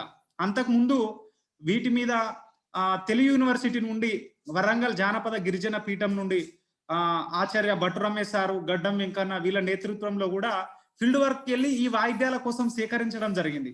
అదే విధంగా ఇప్పుడున్నటువంటి తెలంగాణ కల్చర్ డిపార్ట్మెంట్ డైరెక్టర్ మామిడి హరికృష్ణ సార్ గారు కూడా వీటిని కొంత గుర్తించే క్రమంలో ఉన్నారు. కానీ ఏవైతే అంటరాని కాలాలు ఉంటున్నాయో వాటికి ప్రాధాన్యత లేకుండా పోతుంది. అన్న ఒక్కసారి.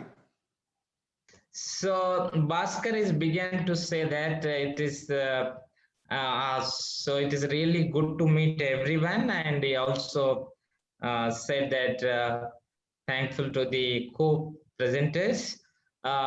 So he's saying that Dappu is one of the very important instruments in folklore of the Telugu regions, particularly in Telangana, and there are many instruments performed by the Dalits along with the Madigas. There are subcaste or affiliated caste of Madigas, Malas, and they also use different instruments like Jamadika and Kommo and other musical instruments. But Bhaskar is saying that only the upper caste musical instruments, their music is well respected, taken seriously, done research. But whereas untouchable, the instruments which are performed by the untouchable communities are neglected, and they are broadly not recognized much. And uh, Bhaskar is saying that one person who performing the Dappo for long time, who brought really recognition in the institutions, is Surya Bhagwant Rao. He started his career in 1975. He performed the Dappo performance throughout the globe in many countries, and he is the one who also become a tutor in training the students in Dappo performance in Telugu University. Along with there are many personalities like Bhattu Ramesh and Hari Krishna and other people who are also contributing to document and recognize this, but yet there is a long way to go.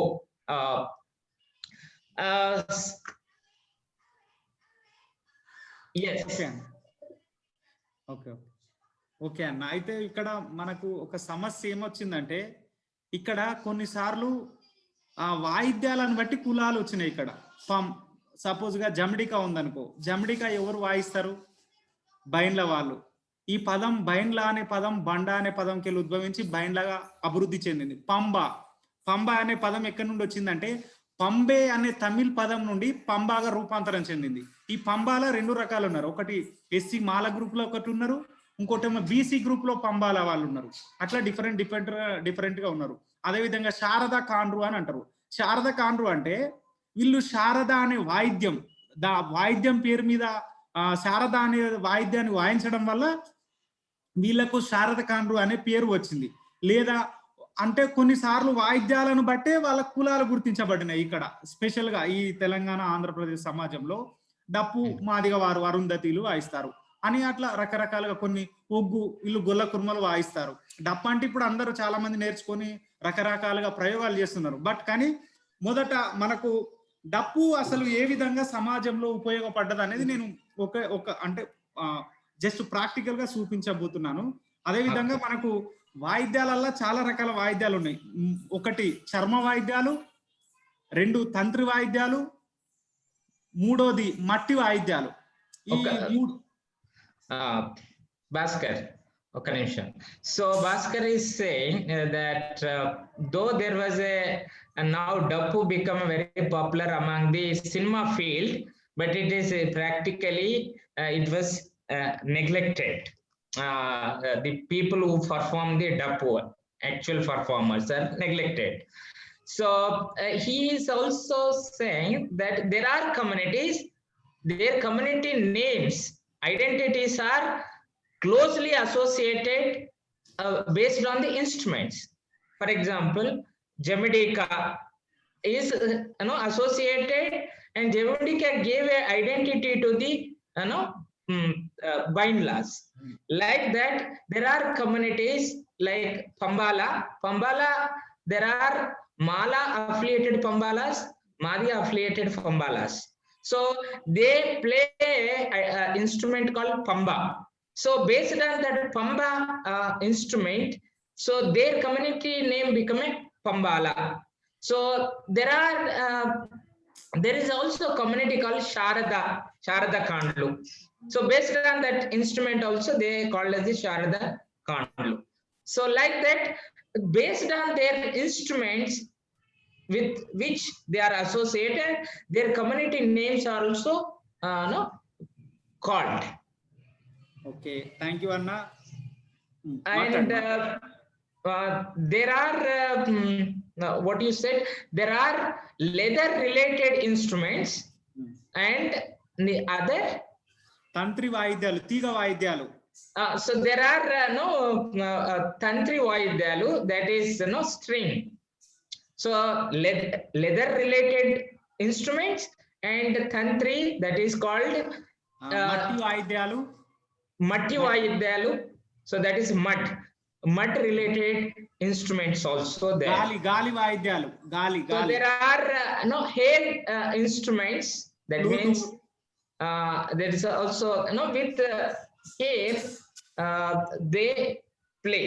So there are different categories of instruments that are performed by the Dalits. Okay అయితే thank you అన్న. ఇందులో మనకు కొన్ని ఈ వాయిద్యాలలో కూడా కొన్ని ఇప్పుడు కొమ్ము కానీ లేకపోతే ఫ్లూటు కానీ కొన్ని క్యాస్ట్ వైజ్ గా వాయిద్యాలు ఉన్నాయి. ఫ్లూటును ఇక్కడ బహుజన్ బీసీలు గొల్ల కుర్మలు కానీ యాదవులు కానీ మందేచులు కానీ వీళ్ళు పిప్రి కానీ ఇంకా కొన్ని రకాలటువంటి వాయిద్యాలను వీళ్ళు ముఖ్యంగా ఒక్కొక్క కులం ఒక్కొక్క ఆశ్రిత కులంగా ఉండిపోయింది ఇక్కడ యాదృచ్ఛికంగా. కానీ ఇక్కడ యాదవులను ఎవరైతే యాచించే వాళ్ళు ఉంటారో మంద హెచ్చులు అంటారు వీళ్ళను. మంద హెచ్చుల వాళ్ళు కమ్యూనిటీ ఎస్సీ మా ఉపకులం, బట్ కానీ వీళ్ళు యాచించేది మాత్రం యాదవుల ఆశ్రిత కులం. ఇక్కడ వీళ్ళకు ఒగ్గు వాళ్ళకు చాలా దగ్గర సంబంధాలు ఉంటాయి. వీళ్ళందరూ డోల్ను పెద్ద తాళాలను డమరుకాన్ని ఫ్లూటును పిప్రి అనే వాయిద్యాలను వీళ్ళు వాయించి చూపిస్తారు. కాబట్టి వీళ్ళు వారి యొక్క కులాలలో ఉన్నటువంటి గొప్పతనాన్ని చెబుతూ వీళ్ళు జీవితాన్ని గడుపుతారు. ఉదాహరణకు గొల్ల కుర్మలు అయినారు అనుకోండి, వాళ్ళు మల్లన్న కథను లేదా బీరప్ప కథను సౌడాలమ్మ కథను ఇలాంటి కథలను ఎలాంటి పండుగలైనా లేదా గొల్ల కుర్మలలో ఎవరైనా చనిపోయిన వాళ్ళు ఏడాది మాసకాలు పెట్టుకున్నా కానీ దీనాల దగ్గర సావుల దగ్గర కూడా కొన్నిసార్లు చెప్తారు. కొన్నిసార్లు వీళ్ళు వాళ్ళ విలేజ్లల్లా పట్నాలు వేసుకునేటప్పుడు వాళ్ళ యొక్క మల్లన్న బీరప్ప కథలను కూడా చెప్పుకుంటారు. అట్లాంటి సందర్భం కూడా ఇందులో ఉంది. మంద హెచ్చుల వాళ్ళు మాత్రం కేవలం యాదవ కమ్యూనిటీలో ఉపకులం వాళ్ళు. వీళ్ళు అంటే ఎస్సీలో ఉపకులం, కానీ వీళ్ళు యాదవ కమ్యూనిటీకి చెందినటువంటి కాటమరాజు, భోజరాజు ఇంకా చాలా రకాల పెద్ద పెద్ద రాజుల కథలను వీళ్ళు చెప్తూ జీవనం గడిపిస్తారన్న. Okay, so there are OBC communities, they also have a music instruments like gulla kurva. So they also have a dolu. So generally they perform this for both death rituals, festivals, marriages, in special occasions also. So there is a community also called Manda Echulu. They are affiliated to this Gulla community. So there are specific communities attached to specific major communities within the Dalits and within the OBCs. They perform only for that particular major community. Okay అన్న, okay sir, thank you అన్న. ఇందులో ముఖ్యంగా మనకు schedule caste నుండి అంటే మన బహుజన వాయిద్యాలలో మళ్ళీ ఒకసారి రిపీట్ చేస్తున్నాం, వన్స్ అగైన్ రిపీట్. తీగ వాయిద్యాల దాంట్లో మొట్టమొదటిగా తీగ వాయిద్యాలు మనకు మెట్ల కిన్నెర అనేది చాలా గొప్ప వాయిద్యము. బహుశా దీని నుండే వీణ పుట్టింది. ఇది హిస్టారికల్ గా ఆధారాలు ఉన్నాయి. మెట్ల కిన్నెరకు గుర్తింపు లేదు కానీ వీణకు చాలా గుర్తింపు వచ్చింది. ఇది చాలా మనం అందరం నేను విజువలైజ్ గా కూడా నా దగ్గర ఒక పుస్తకం ఉంది, చూపిస్తా తప్పనిసరిగా. అదేవిధంగా మనము శృతి వాయిద్యాలు ఇంతకుముందు జమిడికాకు సంబంధించి లేకపోతే ఇంకా గాలి వాయిద్యాలు ఫ్లూట్ కానీ ఇవన్నీ నా దగ్గర కొన్ని పిక్చరైజేషన్స్ ఉన్నాయి. నా దగ్గర ఒక మూలధ్వని అనే పుస్తకం ఉంది, దాన్ని చివరిలో నేను మీకు చూపిస్తాను. ఇక్కడ స్పెషల్ గా వైశ్యులను అంటే ఎవరైతే అప్పర్ కాస్ట్ ఉంటారో వాళ్ళను కూడా యాచించేటువంటి కులాలు ఉన్నాయి. వాళ్ళకు కూడా స్పెసిఫిక్ వాయిద్యాలు ఉన్నాయి, కానీ వాటికి ఉన్నంత గుర్తింపు మన వాళ్ళకు లేరు. ఉదాహరణగా తీసుకుంటే రెడ్లు ఉన్నారనుకోని, రెడ్లను పిచ్చుక గుంట్లు అనే వాళ్ళు యాచిస్తారు, వాళ్ళ రెడ్డి పురాణాన్ని చెప్తారు. లేదా బ్రాహ్మణులు ఉంటే బ్రాహ్మణ్స్ను విప్ర వినోదులు అనే వాళ్ళు యాచిస్తారు. లేదా కోమట్లు ఉంటే కోమటి వాళ్ళను యాచించే వాళ్ళు వీరముష్టి వారు లేకపోతే మైలార భట్టులు అనే వాళ్ళు యాచిస్తారు. వీళ్ళకు కూడా వాయిద్యాలు ఉన్నాయి. వీళ్ళ దగ్గర ఉన్నటువంటి వాయిద్యాలు ఏవైతే తబలా, తాళాలు, హార్మోనియము, వీళ్ళు వారి యొక్క కుల పురాణాలు చెప్తారు అన్న. Okay, so there are communities which perform kinnera metlu. So kinnera metlu is metla kinnera. Metla kinnera is one of the very important instrument performed by the Dakkali, Masti, and this is a string instruments. So in his Bhaskar opinion, this is the core first instrument. So there are many evidences also historically that based on this instrument, the upper caste instrument called veena also imitated. So that's where, while veena is recognized as a classical music instrument, but this Metla Kinera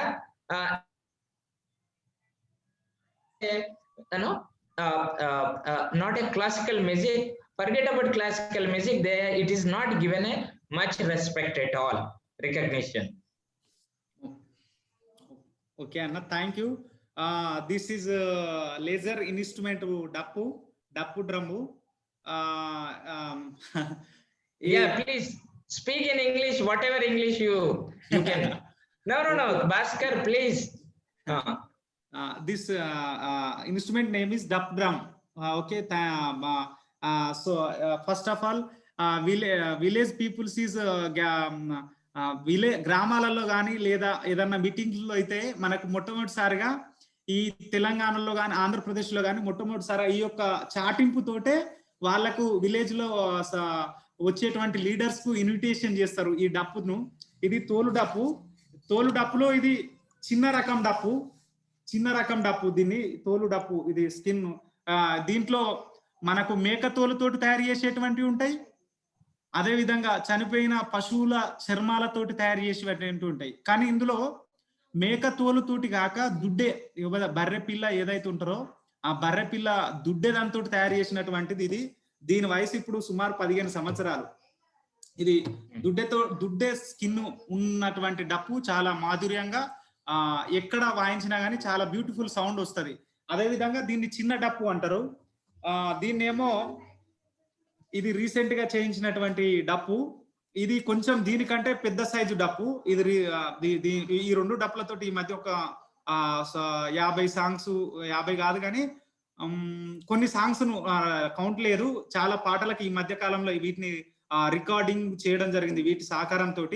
ఇది మనకు మొట్టమొదటిగా తోలు డప్పు. ఇప్పుడు వచ్చినటువంటి వాటిలలో ఈ ప్లాస్టికైజేషన్ వచ్చిన తర్వాత వీటి ప్రాధాన్యత తగ్గిపోయింది. ఇవి ఎట్లుంటది అంటే చెవిటోను ముందట శంఖ మూదినట్టు ఉంటది, కాబట్టి వీటి వల్ల పెద్ద ప్రాధాన్యత లేదు. మన మదర్ ఇది కాబట్టి వీటినే మనము ప్రోత్సహించాలి. ఖచ్చితంగా చాలా వాయిద్యాలు ఉన్నాయి ఈ మనకు, కానీ అందులో మొట్టమొదటి వాయిద్యం డప్పు. నేను మొట్టమొదటిగా మనకు డప్పు తోటి ఏ విధంగా విలేజ్లలో ఇన్విటేషన్ చేస్తారు అనేది ఒకటి 2 సార్లు ప్రాక్టికల్ గా నేను చేసి చూపించబోతున్నాను. Bhaskar, so there are 2 types of dappus. One is small dappu, and there is a big dappu. But this dappu is made out of leather. Particularly, some people make out of goat skin, and some people out of animal, particularly either cow or buffalo. Particularly a small buffalo cow leather, they make it. And now with the increasing of the commercialization, so people also do not get much leather. But so the third one he showed that it is out of new technology they are making.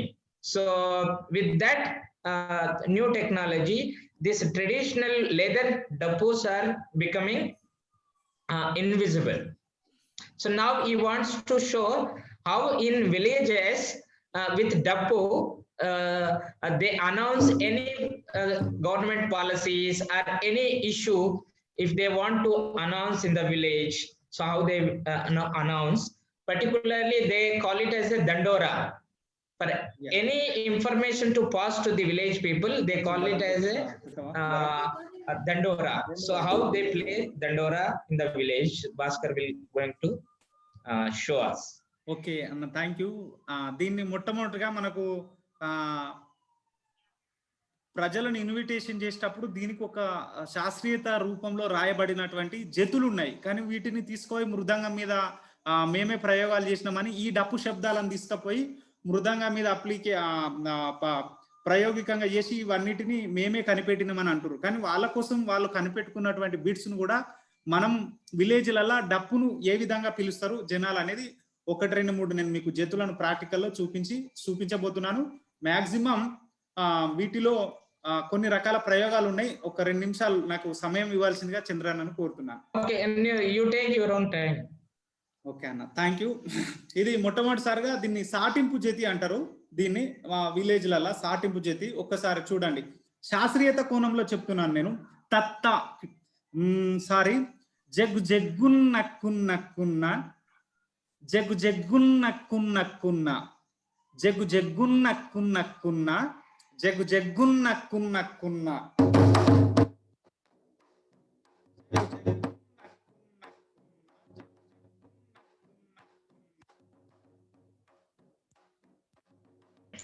అన్న sound వస్తలేదు. అయితే ఇది కొంచెము చలికి కొంచెం అదైందన్న. Plastic దప్తో play చేస్తా. నీ ఇష్టం. రావట్లేదా? చూస్తున్నా. వస్తుందా ఇప్పుడు?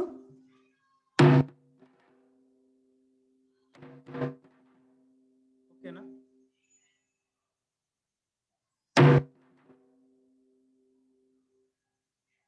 వస్తున్నదా అన్న? ఓకే ఓకే ఓకే అన్న. జగ్ జగ్గున్నక్కున్నక్కున్న జగ్ జగ్గున్నక్కున్నక్కున్న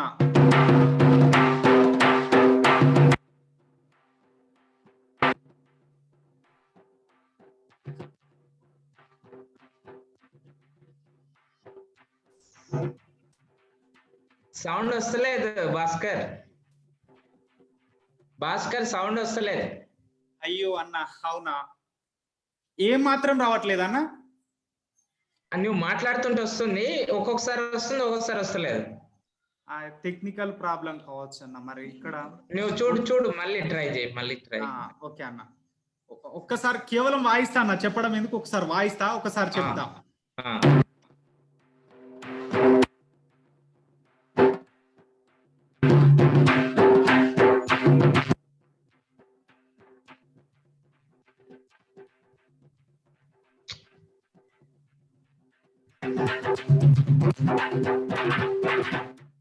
వస్తుందా అన్న?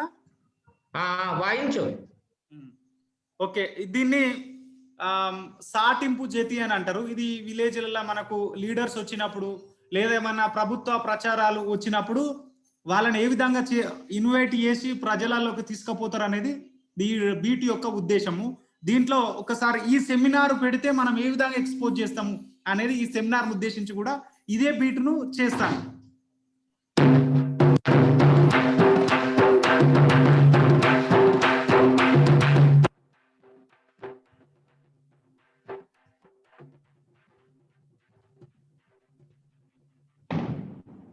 మూలంగా యావత్ ప్రజలకు తెలియజేయనది ఏమనగా, ఈరోజు బహుజన మన ప్రొఫెసర్ డాక్టర్ గోపాని చంద్రయ్య గారి ఆధ్వర్యంలో బహుజన ఇన్స్ట్రుమెంట్స్ మీద ఒక గొప్ప సెమినార్ జరుగుతున్నదో.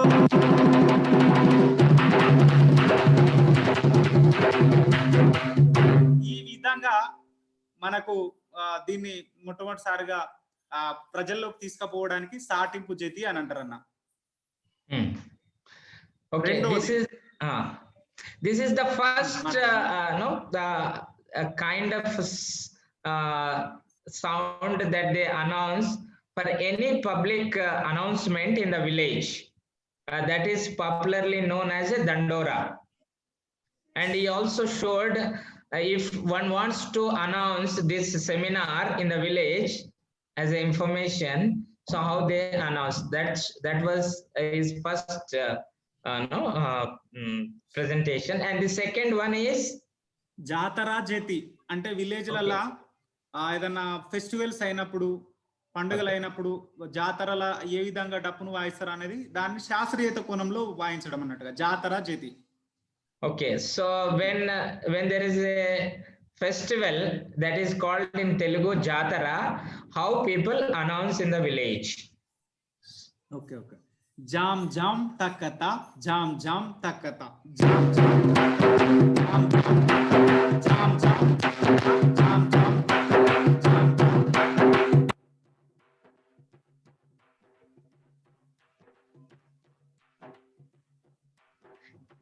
కొద్దిగా నువ్వు దగ్గర పెట్టుకో. ఓకే అన్న నేనే దగ్గరకు వస్తలే అయితే. ఓకే అన్న ఒకసారి ఫోన్ ఓపెన్ చేయరాదు మరి జమ్న. జామ్ జామ్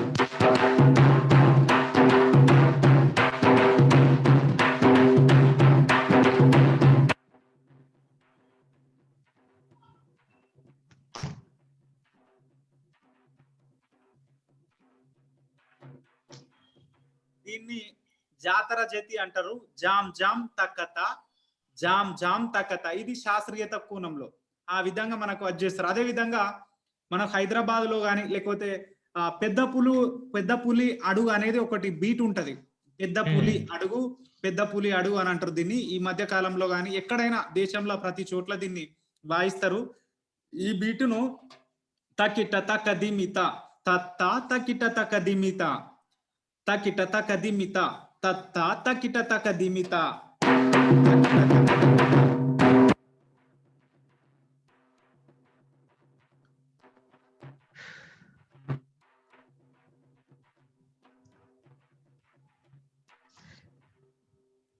నీ సెల్ ఫోన్ లో అది ఫస్ట్ వస్తుంది. ల్యాప్టాప్ అన్న, సెల్ ఫోన్ కాదు ఇది. ఓకే ఓకే ఓకే ఓకే నువ్వు అందుకోసానికే కొద్దిగా ముందు పెట్టుకొని సెల్ ఫోన్ కనెక్ట్ అయ్యి ఒకసారి. సారీ ఫర్ ద డిస్టర్బెన్స్ అన్న.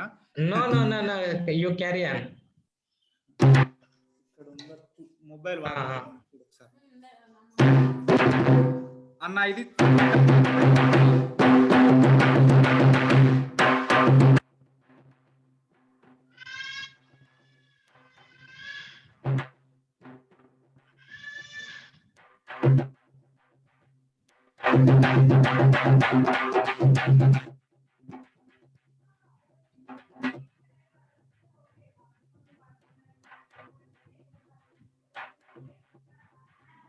అన్న ఈ బిట్టు వాయిస్తూ మనకు గ్రామాలలో కానీ పీర్ల పండుగప్పుడు కానీ లేదా హైదరాబాద్ లో బోనాలు తీసినప్పుడు కానీ ఇలాంటి బిట్టు వాయిస్తూ పెద్ద పులి లాగా చర్మాన్ని లేకపోతే వేషధారను ధరిస్తూ చాలా మంది ఈ బిట్టు వల్ల చాలా ప్రాబల్యం పొందుతారు. దీన్ని పెద్ద పులి అడుగు, పులి జతి అని అంటారు అన్న.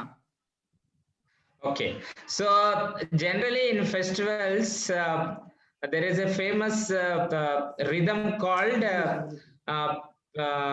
Pedapuli rhythm steps. Generally they play on the dappu, so with kind of pulley that is tiger, with the tiger with the dance. So this dappu will be playing. That means dappu will be helpful to create a dance. So each step, each rhythm, it has its own specific dance. So one of the specific dance is Pedapuli dance. Okay. Bhaskar. Anna. Yeah. Try to finish. Okay. అయిపోయిందన్న.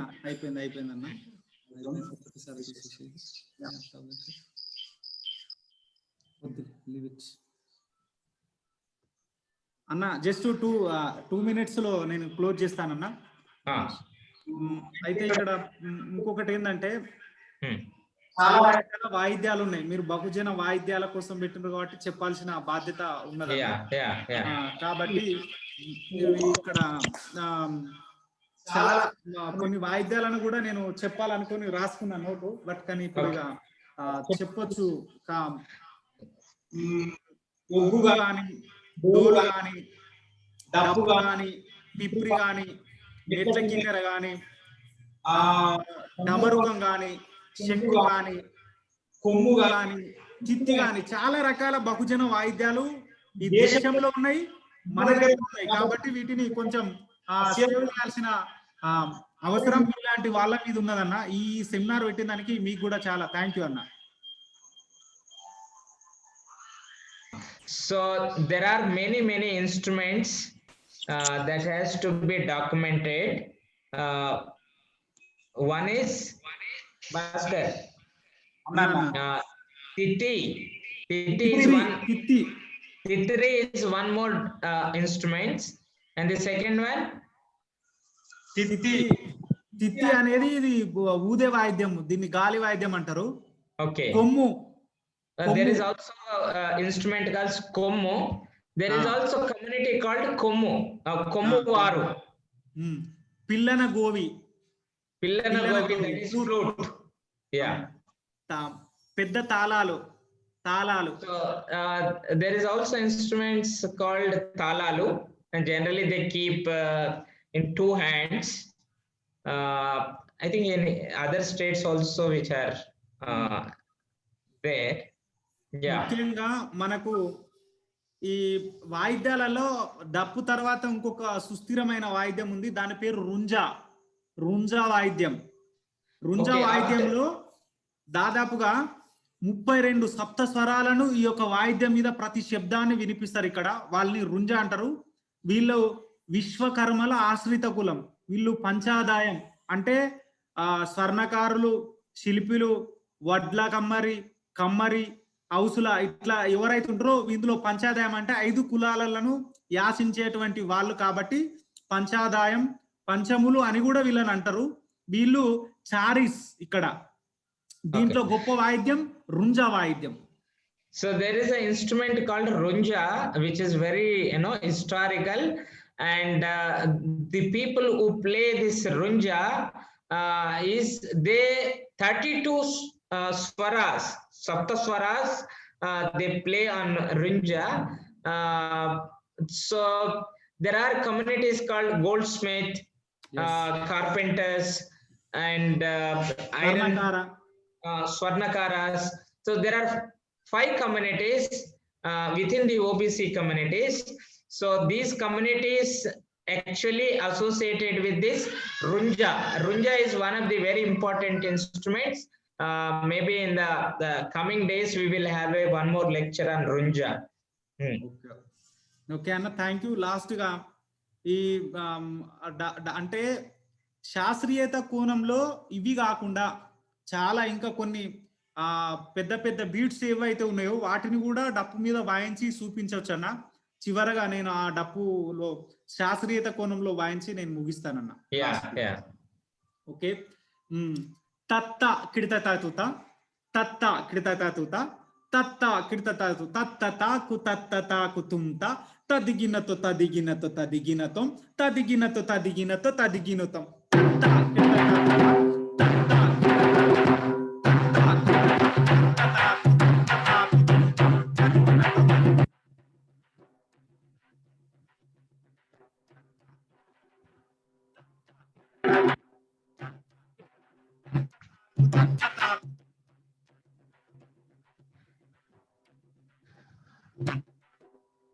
కిడతతాతుత తగదిత్తం తదిగినతో దిత్తం తదిగినతం తదిగినతో తదిగినతో తదిగినతం తదిగినతో తదిగినతో తదిగినతం.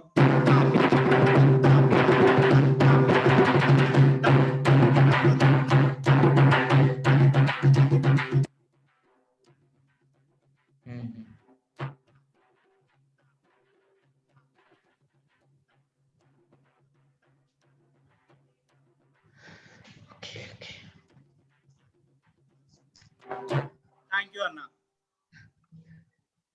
Thank you, Bhaskar.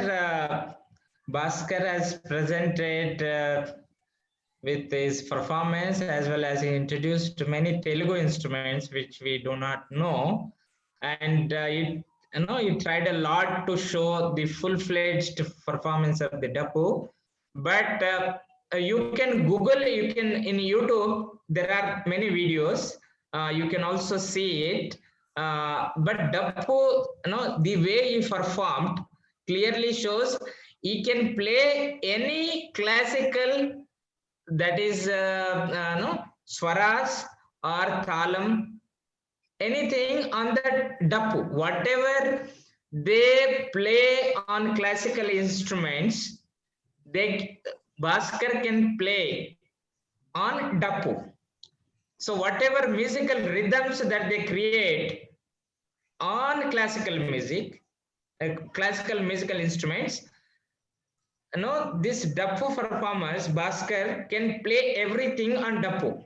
So, but Dappu is neglected, Dappu is not recognized, while classical instruments are tabla, so-called tabla, mrudangam are recognized and given a more respect.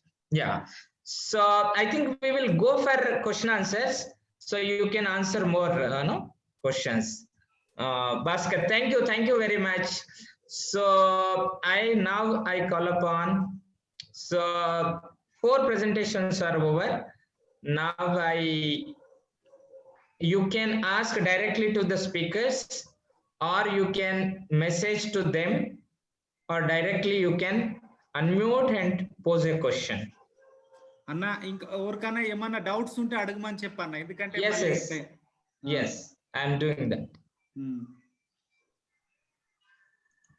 So because this is the online, when you go for the musical instruments, so we have our own limitations. So you people have to understand. This is how no. Okay. Prashant,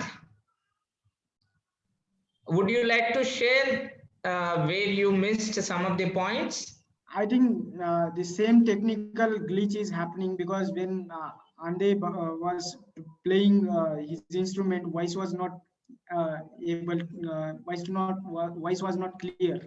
So I think in that those next two slides were same problem will happen. But anyway, I can explain what I wanted to say. So give me 2 minutes. I will do that. So it was like what we say, how before coming of these new technologies, how did anti-caste music or Dalit music or Ambedkarite music, you call whatever may, how did it reach to masses? So now there are specific sites developed throughout through the movement. Now we see Chaitya Bhumi on 6th December. People visit Chaitya Bhumi from various parts of India and the world. Same happens when on the day of Vijayadashmi in Diksha Bhumi Nagpur. And through what we see that during these visits and during these occasions, we see that there are groups which plays anti-caste music during these events, and that is how enlightenment and consciousness is generated among the masses. So earlier there were bhajans, then there is a development of cassette culture. Now in the time of social media, new media, what we see that new raps and fusion of folk music, instruments and songs is coming as a modern pop performance, which is anti-caste in their making. So it is a creation of counterculture, and also resistance against countercultural hegemony. So this is what I wanted to share in next 2-3 slides. Now we can take Q&A. Chandraiah, please. Yeah, I have some question to some please. Yeah. So this is a very fascinating presentation. I am really enlightened by all your views. Last 2-3 years, I am also thinking, when I was in JNU organizing Bhim Saptah movement, I realized something very, at least for me, it was very insightful movement to organize the events. So still I am working on it. I have a very rough draft.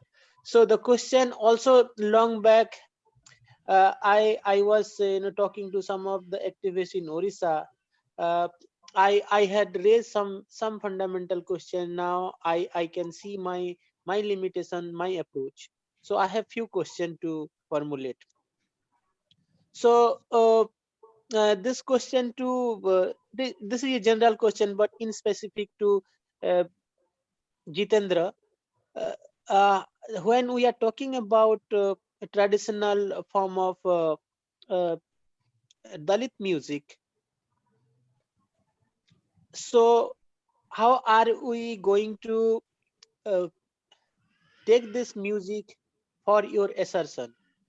Because the music are also part of your assertion. So at the same time, there is also question of stigmatization. So whatever that Dalit music exists today, the traditional form of Dalit music across, even this is in Dandura movement in Andhra Pradesh, Telangana region, and in Tamil Nadu also. So how are we going to uh, challenge this stigmatization? At the same time, the traditional music, in particular Odisha, where I come from and I know bit about it, there is also the division of labor involved in it. There is also, the question of labor involved in it. So the question of labor involved in it, also the stigmatization take place. So the question of labor is directly linked with your occupation, because you get some source of uh, money, or because you perform these songs and the music, so you get something out of it. So how are you going to challenge the stigmatization? Because at the same time, whenever Dalits are going to perform this music to touchable basti, the Savarna basti, whether it is OBC, whether it is Adivasi, whether it is any other, and they are more often, performing this music in all the Brahminical temple. So what Jitendra was giving example, the same example I can give, which is in same Bolangir district, where all people who perform this music, they treated as untouchable. However, they get some money out of it while they perform this in the all Brahminical temple. And whenever they go to perform this in the untouchable basti, Savarna basti, they are treated as untouchable.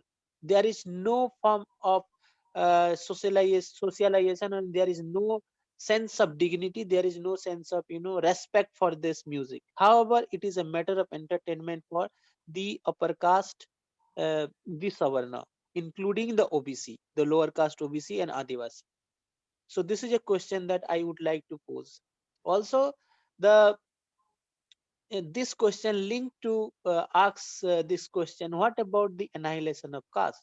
So are we going to hold on to this all uh, uh, the culture that is assertive in a nature? I This is my admission now.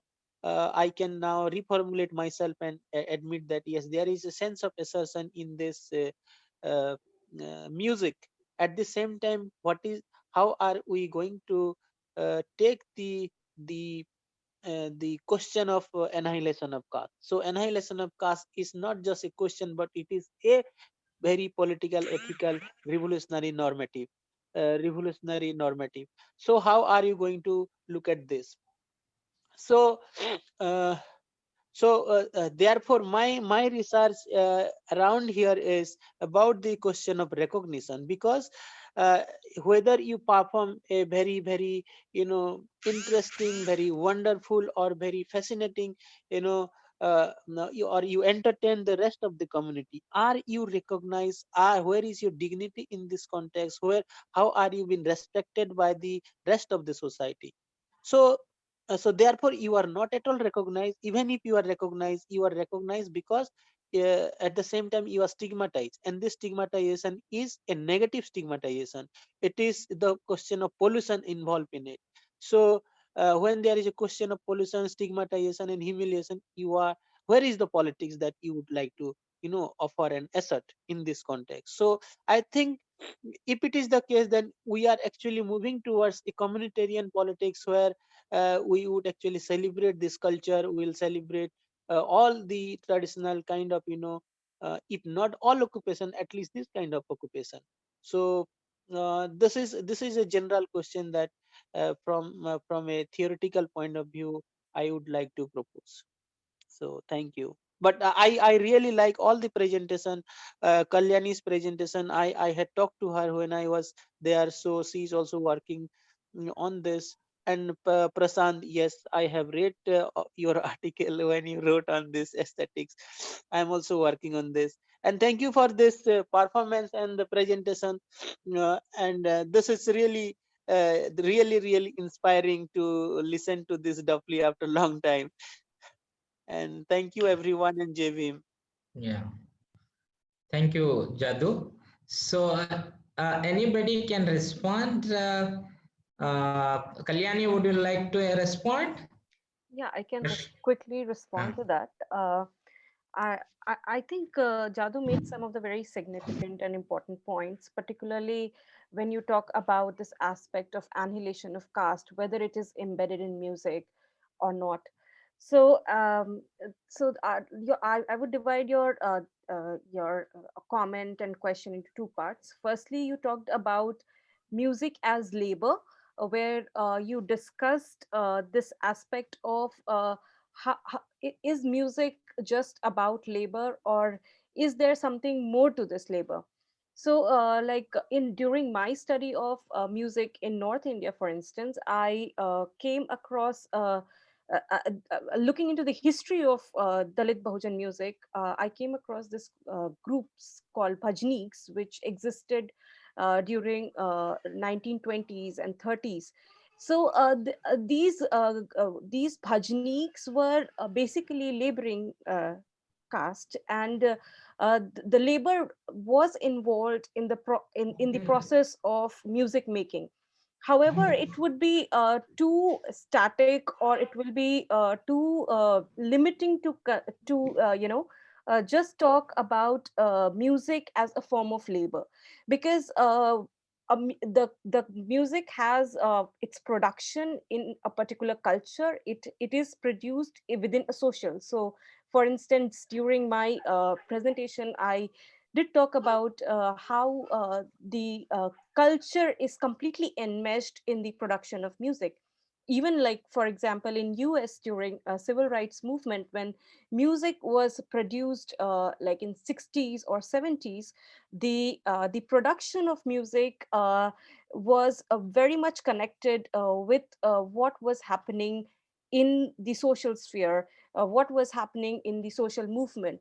So the very famous song "We Shall Overcome" became very popular.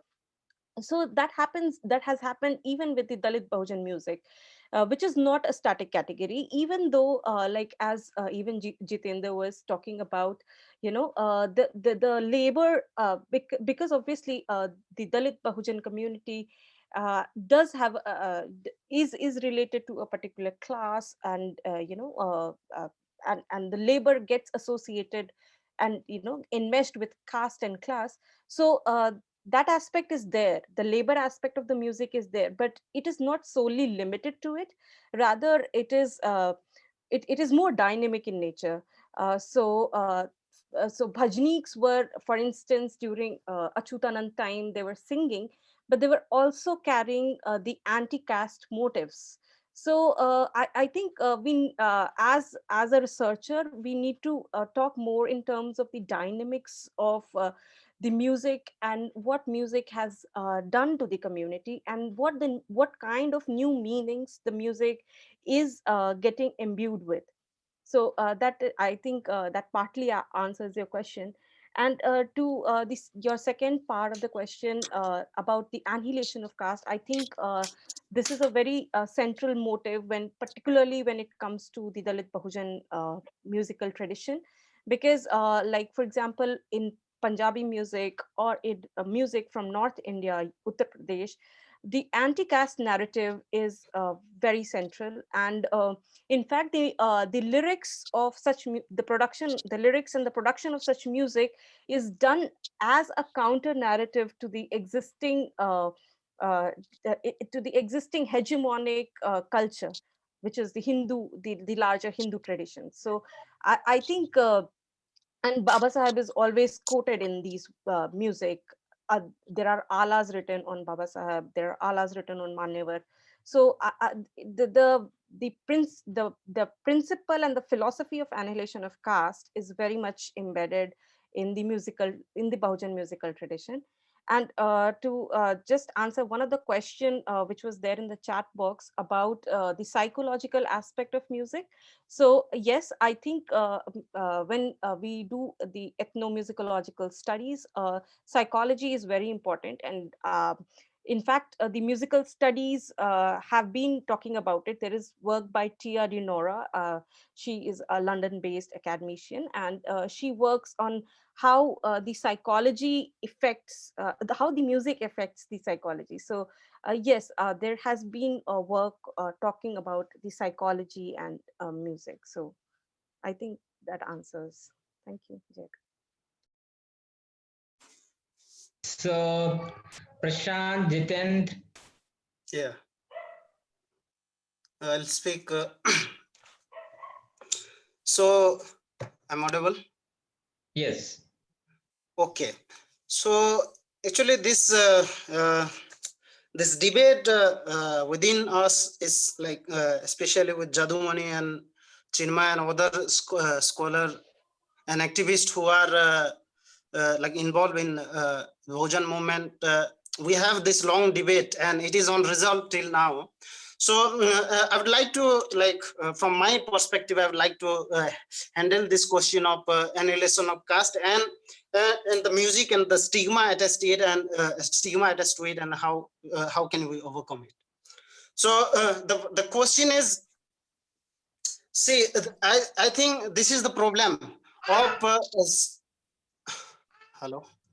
Yeah, please.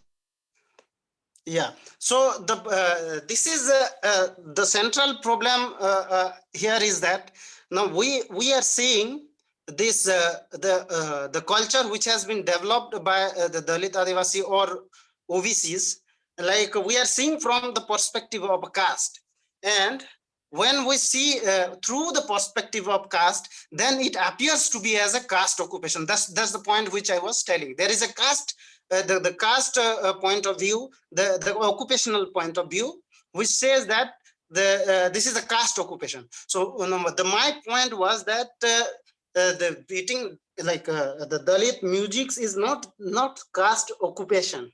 I think we shouldn't reduce this aspect into that of occupation. And hardly all Dalit Dalit perform music as their career or occupation, and it was never been the case. And Dalit were involved in like a different level. It is not only music. Music is merely a limited, like, and it was. And I don't think it is any, like, there is a, we need to reduce that into the type of caste analysis. And about dignity, yes, that is very much true. And I have been, like, I have experienced myself, and I from my childhood I used to go with a musician, and I myself perform, like I myself perform musics and all. So I have this experience, and I know, and I think this the part of the question is, it is not the music. It is the identity which attached to this music, and identity is central, and that identity is impure. That identity is like dehumanized, and it is not recognized. Therefore, see, that is how the Brahminism created this created this impurity. If Dalit perform, if Dalit writes, if Dalit sings, it cannot be universal. And that is why a microscopic minority of Brahmins culture and songs and religion can become universal. Even ideology can become universal. When it's Dalit perform, Dalit sings, and Dalit theorize, then it cannot become universal. And that is the essential part. And it is the part of the problem of the body itself. So Dalit identity itself is impure. Therefore, whatever produced by Dalit is impure and therefore unacceptable. And that is why we can see today Sambalpuri music is accepted and widely acknowledged. At the same time, Dalit music and the Gona Baja is highly invisibilized in that particular society. So it is not the problem of the music. it is the problem of the identity which we carry forward. And I think this is other than struggle, nothing can bring us recognition and dignity, and it is the fight basically. And it is I think when I would like to give example of Jawaharlal Nehru itself. See, the speaking Jai Bhim is a part of cultural, and that is an Ambedkarite culture. And if you see, and you are the part of JNU itself, so you very much well known to the fact that we when in 2013 there was no BAPSA, so it was difficult for a Dalit Adivasi student or a OBC student to say Jai Bhim or bring any aspect in the discourse. It was after the formation of BAPSA and through radical political movement, and that movement have established, and that stigma attached, people started accepting our culture, discourse, and kind of politics we had. So I think it is one example we can see. There is no other way than the fighting and the resistance to the kind of oppression and caste oppression which exists in India. And then also, and that I already gave example of the how caste. I think we need to, and another it is not the question of annihilation of caste. When we are studying Dalit culture or Dalit music, so I think problem of the researcher and mostly researcher is that we reduced everything to the annihilation of caste.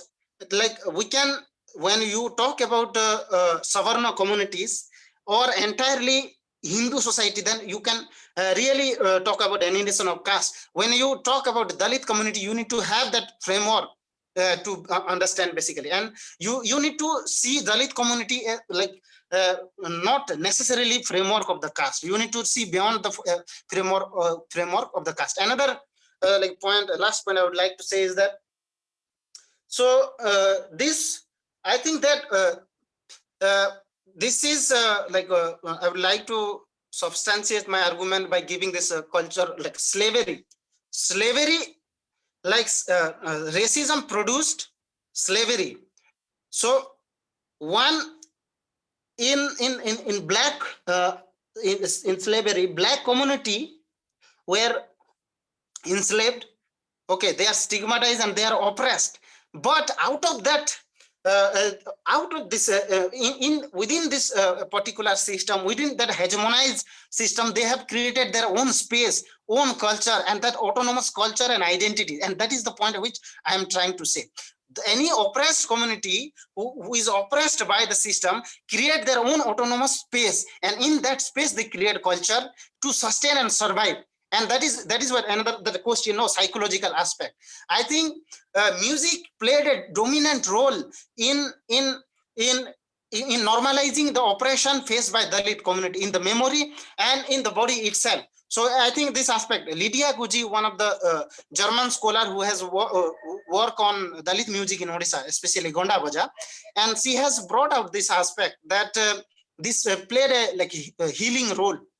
So I think how far you will expect, but this is my also argument is that Dalit, when they perform music, when they sing songs, dance, so they basically speak pain and also speak happiness and enjoy and try to live and survive within that oppressive structure. And that's how I think we can understand this Dalit culture and music. Yeah, thank you. Thank you, Jitendra. I think one of the important points that you made, that it is not merely occupation. When Dalits are performing the music, they create their own autonomous space in which they share their happiness, their suffering through their own expressions, and music is one of the very important expression. So one of the point is, as long as, because Dalits so far not took pride in their music. The minute you began to take pride in your music, the upper caste will have a different kind of thinking. As long as you don't take pride in your culture, they have a dominant notion. The minute you begin to take and interpret in such a way that you take pride, upper caste will definitely have a different kind of approach. That's where when blacks begin to take pride in their blackness, the perception of white towards black has been changed. I think that's where Jitendra is rightly pointed.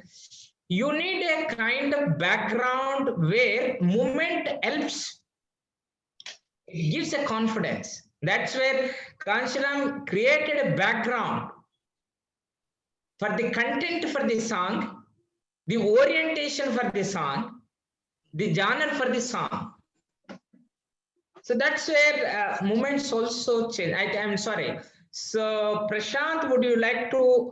Yeah, I would like to add few things, and then Gaurav would you like to ask question? Gaurav Patania from US. Gaurav? Hello, can you hear me? Yes. Jai Bhim, everyone. So Jai thank you, Bhim. Chandraiah. And sorry, I joined late and I have no class. So I'll leave soon. So, but I heard all the questions, and I congratulate Kalyani, Prashant, Bhaskar, and for wonderful presentations. And I was listening to Jitendra's comment. Just wanted to add one thing. I mean, he raised a very important point about culture as a process of production. So I just wanted to add to his what he was saying, that sometimes what we generally do is actually we think of culture as a kind of only in the traditional form, like in a kind of we always tend to think it as in a form of archaeology. But I think it is a part of production. It has its own raw material. In the same form, you can think of music, and it depends on a knowledge of tradition, what the tradition has made us. So it is therefore not a question of what our tradition make of us, so much as what we make of our tradition. And in the same way, you can think of music. So paradoxically, I think our cultural identities in any finished form lies ahead of us. We are always in the process of cultural formation. So, if I put it in Gopal Guru's sense, so culture is not a matter of ontology, of being, but of becoming. And I think that is where we need to just think that how this process kind of keeps evolving. Now, just to give quick example, what Jitendra was also highlighting, like say, for example, saying jab him in campuses. So this is actually, if you see, this only happened in last 20 years. That now people started saying jab him or jab Phule or jab him Lal Salam, and all these slogans that are becoming part of culture. So now, of course, that is also becoming part of our music system. Like say in Osmania, someone formed jab him drum, right? Jab him as a, so, and how what Bhaskar was talking about Dappu, how Dappu is used as a cultural symbol, but it was not used earlier, right? So in a way, how it in the modern sense, that our music is always a as like culture, is process of cultural becoming. So I think we should bringing these toward Hollian perspective, that we should understand the idea of music as part of cultural politics. It is just not in that what we might become. So it is kind of always in that transitory phase. So it is not static. It is cultural becoming, he says, and it of course gives the sides of struggle over power, knowledge, and the of course the politics around us. So if cultural identities are a matter of becoming, then again, in whose name actually, and who is bringing that, then so I think Hall would again reframe his question, that who we are and where we come from. These are the questions that actually these through music and through this new cultural formation, we are trying to address all the time. And there is no clear cut definition of this, that there is no clear cut definition of this culture. And we all know that how within a youth culture we talk about, or Dalit youth culture, there is so much variation, so much, so many different stream that are running. Someone is called Mool Nivasi, someone is Bahujan, someone is, new other formation. And in Telangana region, they have their own new version of explaining this. So in the same way, there is that variation in music. So I just wanted to highlight that. Thank you all, and Jai Hind. Thank you, Gaurav. Prashant Basket. Yes, Prashant. I want to add, but first I will answer these two questions. One is Sai Charan's question on psychological aspect of Bahujan musician and Bahujan music. I did not come across any studies particularly looking at Bahujan psychological aspect through music, but I think it would be a very interesting exploration, and which can also bring how it can change this Western form of ethnomusicology, uh, and which is a part of area studies in a larger sense. So I think we need to bypass these Western theoretical and methodological approaches and need to develop anti-caste psychological aspect, looking at music, caste, resistance, labor, exploitation, and so on. Second question is Jatinder, who is asking, like, there are singers particularly from dominant community, specifically Jat, there because of their financial status and all, they get their songs get visibilized and popularized.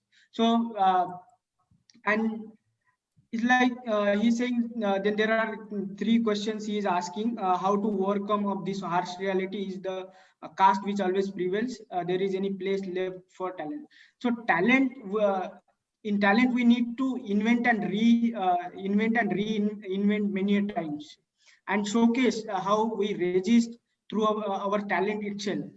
So and then we have only one example from Punjab as for now. This is Ginni Mai, who sings anti-caste songs. So we need more Ginni Mais to resist against this dominant notion of culture, to uh, visualize anti-caste thoughts and anti-caste traditions, rather than demeaning and degrading ourselves, such as talent and how caste prevails. So we need to overcome the challenges we face.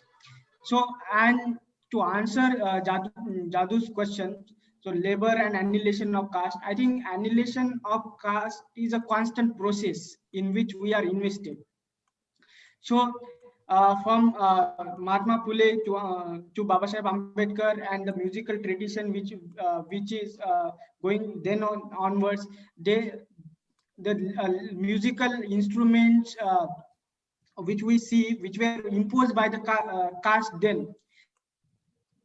Now we are using those instruments through and annihilate caste through music, and I think that's how consciousness and assertion is happening. Consciousness is generated and assertion is happening.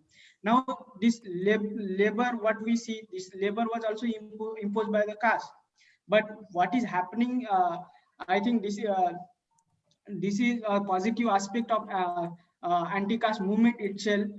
Uh, Through this labor, we are not just annihilating caste, but we are also creating our own cultural space through using the caste imposed labor.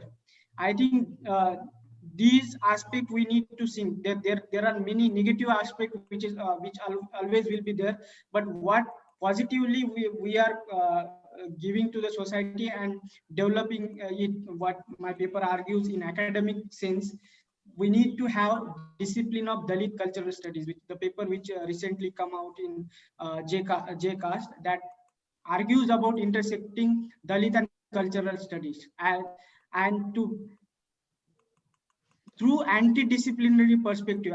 And I say anti-disciplinary, meaning anti-caste perspective in a Indian cultural study discipline itself. Thank you. Thank you. Bhaskar,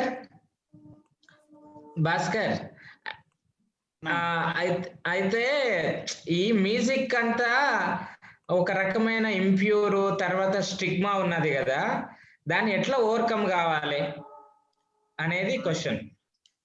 ఇక్కడ మనం అంటే ఒక anti culture అంటున్నాం కదా, ఇప్పుడు suppose గా డప్పు ఉంది, ఇంతకుముందు గోషి గొంగడ వేసుకొని కొట్టేది, మేమేం చేసినామంటే చదువుకున్న వాళ్ళుగా సూటు వేసుకొని ఇప్పుడు డప్పులు కొడుతున్నాం. అంటే మనం వాళ్ళు పెట్టే బ్యాండ్స్ ఏవైతే ఉన్నాయో దానికి ఇప్పుడు ఎగ్జాంపుల్ గా చెప్పాలంటే పారంజీత్ అన్నుండు డైరెక్టర్, నీలి అనే ఒక బ్యాండ్ పెట్టారు. మనము ఈ బహుజన ఇన్స్ట్రుమెంట్స్ మీద, బహుజన మూమెంట్స్ మీద సౌత్ ఇండియా నుండి, నార్త్ ఇండియా నుండి, లేకపోతే దేశంలో మన ఇజాలతోటి కాంటాక్ట్ గా ఉన్నటువంటి వాళ్ళందరము ఒక చోట మీట్ అయ్యి మనమే బహుజన్ బ్యాండ్ పెడితే చాలా అద్భుతమైన రిజల్ట్ తీసుకొస్తుంది. అన్ని వాయిద్యాలు ఒక చోటుకు వస్తాయి. మా సపోజ్ గా నేను డప్పు వాళ్ళకి నేర్పిస్తా, లేకపోతే పంజాబ్కి వచ్చినటువంటి వాళ్ళు డోలు నాకు నేర్పిస్తారు, లేదా అస్సాంకి వచ్చినటువంటి వాళ్ళు బిహు డ్యాన్స్ నాకు నేర్పిస్తారు, ఇక్కడ ఉండేటువంటి ఆదివాసీ దింసా నృత్యాన్ని నేను నేర్పిస్తా. ఇట్లా అయితే ఒక్కొక్కరి ఒక్క సమూహంగా తీసుకొస్తే ఖచ్చితంగా యాంటీ కల్చర్ మూవ్మెంట్ అవుతుంది, రిజల్ట్స్ కూడా డిఫరెంట్ గా వస్తాయి అన్న. Okay, so Bhaskar is saying, is responding that yes, there is a stigma to these instruments and performers, but we have to change the aesthetic of the music. For example, traditionally dappu was played with the some dhoti and without shade, sometimes with small shade. But now with Bhaskar, what he is doing is playing that drum dappu with shoot, which is modern, which goes against the upper caste aesthetics of the dappu, because upper caste have a perception that those who play the dappu, they are with the dhoti, they are without shade, sometimes they will use colorful shades, something like that. But now the modern the anti-caste dappu players, performers is using shoot, and they are using different rhythms. So that means they are totally changing they are going against the upper caste perception of looking at the dappu performance and dappu music. So thereby creating a new culture, and that's where he's referring. Bhaskar, look at the Neelam production started by the Paragit. If you Google the casteless collective performance, I think they are using both traditional as well as modern instruments with shoot. Yes. I think with full of anti-caste, anti-patriarchy, anti-exploitation content. So I think that's what they have created. Rap, they have modernized the baja, so with all sort of graphics. I think if you look at their videos, I think totally you will be they are reaching a height. So that is Ginni Mahi, with full of modern visuals with content, and it is invoking the identity, pride of Chamar.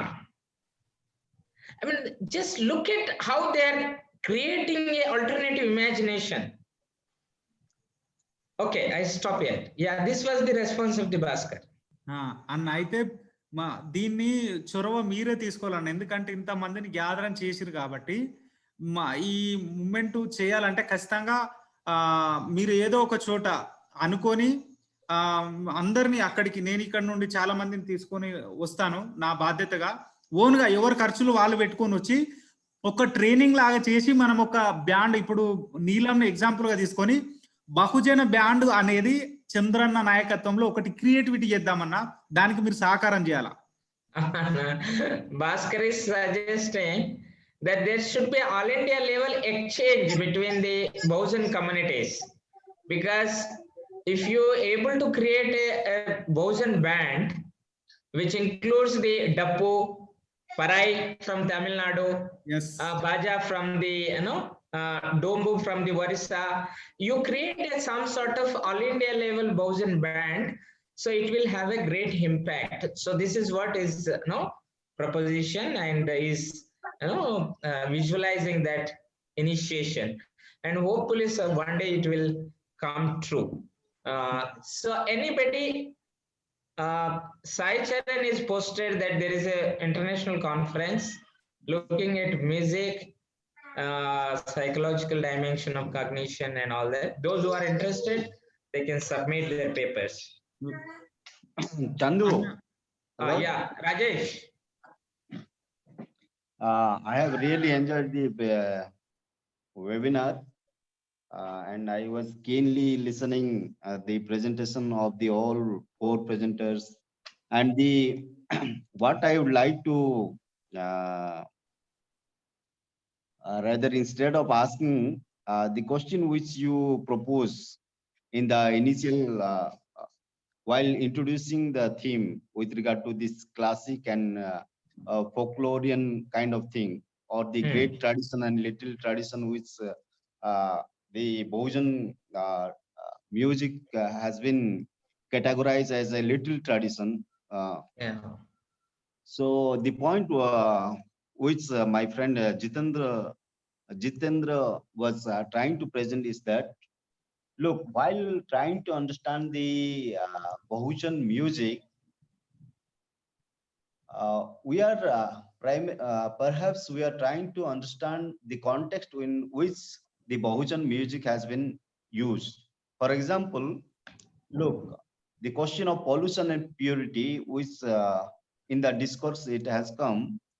For example, within Dom community, when they perform any kind of rituals, they are invited.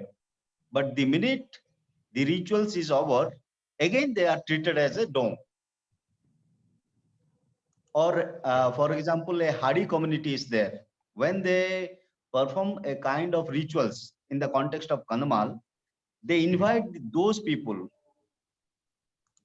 But the minute they perform the rituals, they are no more treated as a touchable. So the contradiction within this touchability and untouchability is there among the musical community by the Brahminical forces. Rajesh. Pardon? Hello? Yeah, please. Yeah, please carry on.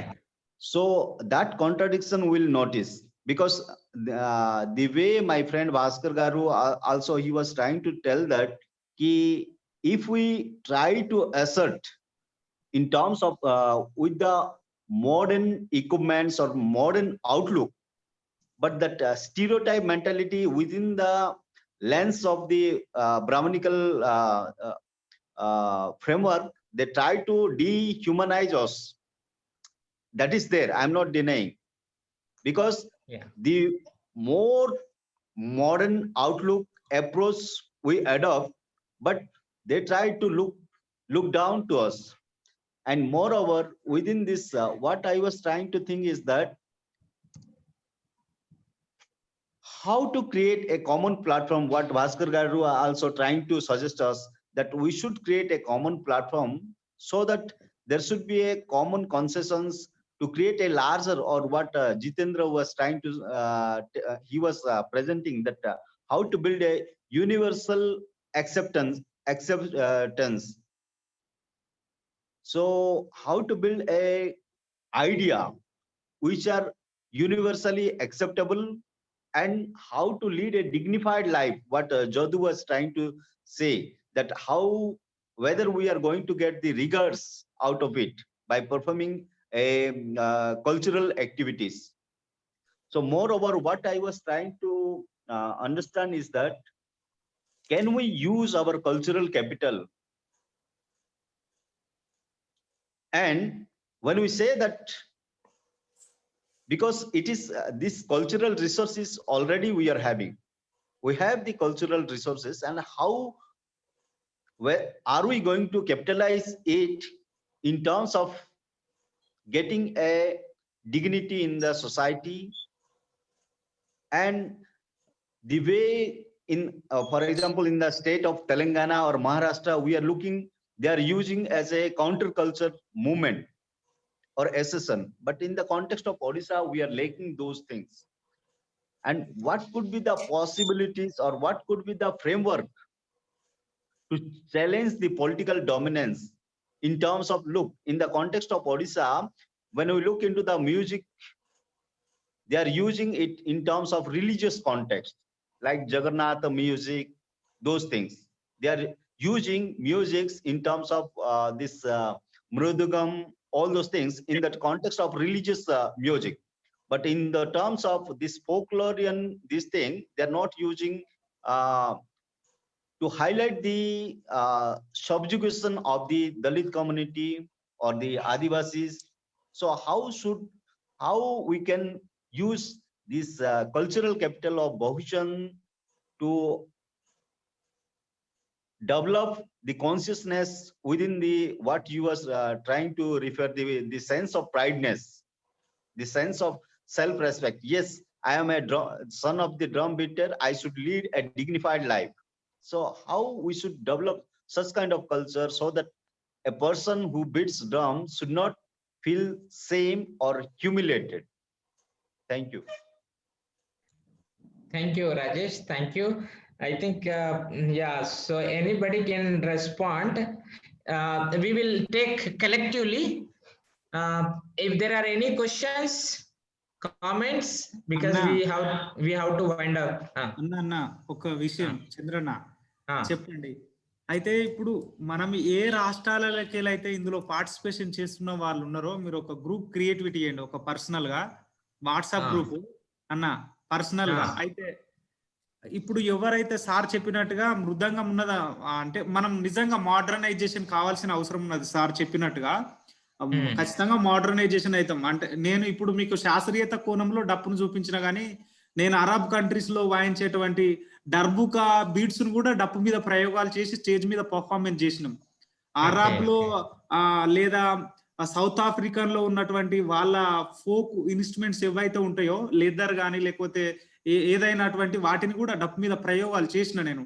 లేకపోతే kiddo Japan వాయిద్యాలు ఇవైతున్నాయో వాటిని modernisation అయిదాం. But కానీ రూపం చెడిపోకుండా మన ఈటిని expose చేయాల్సిన అవసరం ఉంది. మేకవన్నే పులి లెక్క తోలు కప్పుకొని మన ఈటితో పాటు ఇప్పుడు వచ్చేటువంటి కల్చర్ ను హైజాక్ చేయాలంటే వీటితో పాటు వాటిని మనం తీసుకోవాలి. అయితే ఇక్కడ అందరికి రిక్వెస్ట్ చేసేది ఏంటంటే, ఖచ్చితంగా ఇందులో పార్టిసిపేట్ చేసినటువంటి వాళ్ళందరికీ రెస్పెక్ట్ ఏంటంటే, ప్రతిదాన్ని మనం లిఖిత రూపంలో రికార్డ్ చేయండి. ఇప్పుడు మనం లిఖితంగా లేకనే నష్టపోతున్నాం. ప్రతి చిన్న వాయిద్యాన్ని రికార్డు చేసి ఒక పుస్తక రూపంలో రాయండి. అది పబ్లికేషన్ ఖచ్చితంగా అవుతుంది. ఇంతవరకు ఒక పుస్తకం వచ్చింది వాయిద్యాల మీద కానీ మన కల్చర్ల మీద కానీ. మెయిన్ గా వాయిద్యాల మీద మన కల్చర్ మీద చేస్తే ఖచ్చితంగా ఒక రెవల్యూషన్ స్టార్ట్ అవుతుంది. ఇది నా రిక్వెస్ట్. Thank you. కానీ బ్యాండ్ కోసం మాత్రం ఆలోచించండి. ఖచ్చితంగా అందరం కలుద్దాం. Okay, so Bhaskar is suggesting there should be a all India level band, so people have to start, keep thinking, and so he is also suggesting that without losing originality of our own instruments, we have to modernize, and because he experimented how he can play the Arab, German drum beats on Dapu, so in that way he was trying to see how Dapu can be a global instrument and useful for the Dalit emancipation. So if there are any questions, comments? Hello. Otherwise, yeah.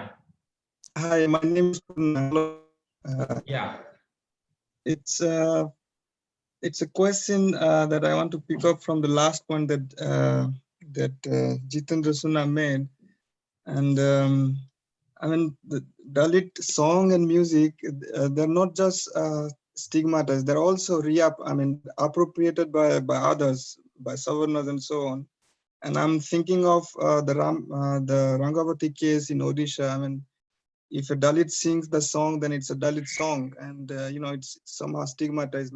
But if it is produced by Coke Studio and so on, then it becomes a national and international consumption. So how it is also, and in that way it kind of also connects to Kalyani's presentation. So it's basically it gets dissolved from its from the material culture from which it is produced. So if the presenters can respond to it as to how it is appropriated, and then the critical or the radical edge is kind of blunted through appropriation and consumption. Thank you. Yeah. So Jitendra, would you like to respond? I think we have to, I think Kalyani is saying, so anybody can respond, Jitendra particularly? Yeah. So I'd like to say shortly, actually this debate of the recognitions and dignity of the performers and the Dalit community itself lies in the political terrain and politics itself.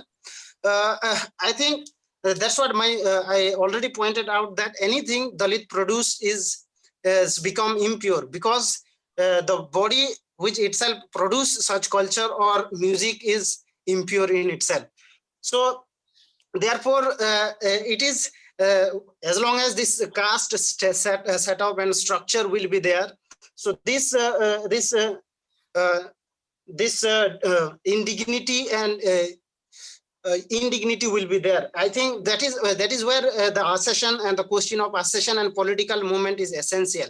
The political movement basically reorient our culture and tradition and reorient ourselves. I was like observing this culture in Kerala, especially their food culture and everything. Not only Kerala but in Tamil Nadu.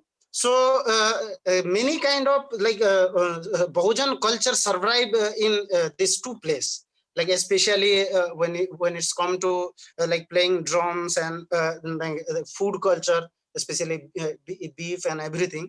So this culture survived. But that when we see in the part of northern India and in the part of the Odisha itself, so it doesn't really see, like we cannot see, mostly invisible, mostly get erased. And that's how a Brahminical hegemonized structure does. But the recent development, especially after the BSP movement, we can see that one can say that I am a chamar, I am a dhobi, I am a so there is a identity which has been stigmatized for ages. Like you can, and that only a force can give that recognition and self-respect. The importance of self-respect is very, very much important, in having that power to claim oneself a Dalit or oneself a Bahujan. And I think that is through a political movement, through only a political movement it is possible. And I think we have seen in many parts, whether in the case of Maharashtra, in the case of UP, or if you take university spaces, then take Hyderabad Central University essay movement, then we have this Jawaharlal Nehru Babsa, Osmania University. So these are the cases. Actually, we have this political struggle produced a more radical culture and one of the self-respect culture. And the question of annihilation caste is a big debate. And I think that debate is when Kansiram gave the slogan that my point is to uniting the oppressed caste rather than annihilating the caste. So in that question, like we are living in a very much we are I think it would be great if the Bahujan community start organizing themselves as a political force, and in cultural variation in any region. Suppose Odisha itself, I think there is a very lack of self-respect, and once if you don't have the self-respect, you cannot own what is your legacy, what is your history, what is your culture, and why you cannot own because it is a stigmatized and impure, and your body, history, culture has been erased and stigmatized, and that therefore it is very difficult. And when it's come to come to the so-called Brahminical music or so-called Brahminical life culture singing, whatever you say, temple music or whatever you say, it is directly associated with the God. So that's how it is glorified, and the culture of the appropriation, and Purna gave rightly. And okay, one important aspect, one observation I would like to say, in Odisha and mostly Western and Southern Odisha, when someone when someone wear good dresses and like do stylist hairstyle and like confidence and all, so it's become a marker of like untouchables. Basically, अरे ये तो Dom होगा. So this is the attitude, mane. So like it has its own history. Like when we think that we will wear good clothes and we can get away with caste dignity and impurity, that is not what is like going to happen, and that is not what is happening basically.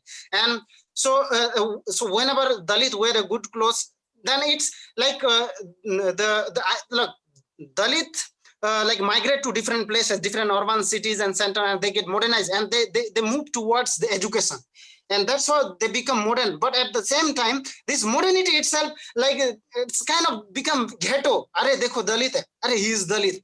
He is acting like Dalit. He is wearing like Dalit. So this modern self of Dalit also becoming Dalit. Like it's kind of it's crazy. So this is one thing. And Purna question of appropriation, and yes, it is true. And this Rangavati, one of the popular songs produced by a Dalit, sing by a Dalit, like after this upper caste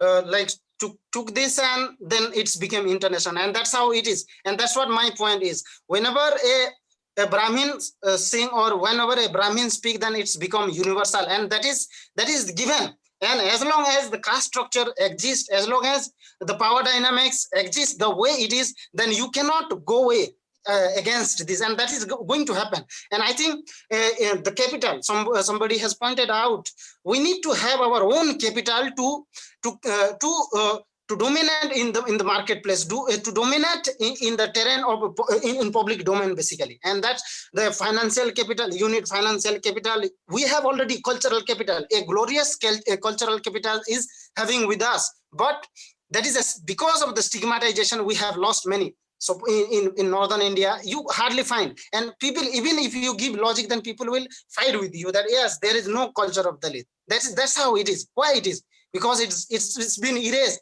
and people have been convinced that they don't have anything worthy of recognizing, anything worthy of owning. So that's what means. That's what like when it's attached to Dalit, that's what happens. And that is where your capital is very much important. Especially we must develop that financial capital. We have our cultural capital, and we need to capitalize it. And the political movement is most necessary to have a dignified life and self-respect, and for the owning of our own history and legacy. Yeah, that's what I would say. Thank you. Thank you, Jiten. And last one, Kalyani, would you like to respond? Otherwise, we will wind up. Yeah, I just want to briefly respond to what Guna asked. Firstly, he talked about whether using this term Dalit music is reductive, or because I mean, music is music, and within a cultural practice, every kind of music has its own nuances. So, is it reductive, or is it demeaning to use this term Dalit music?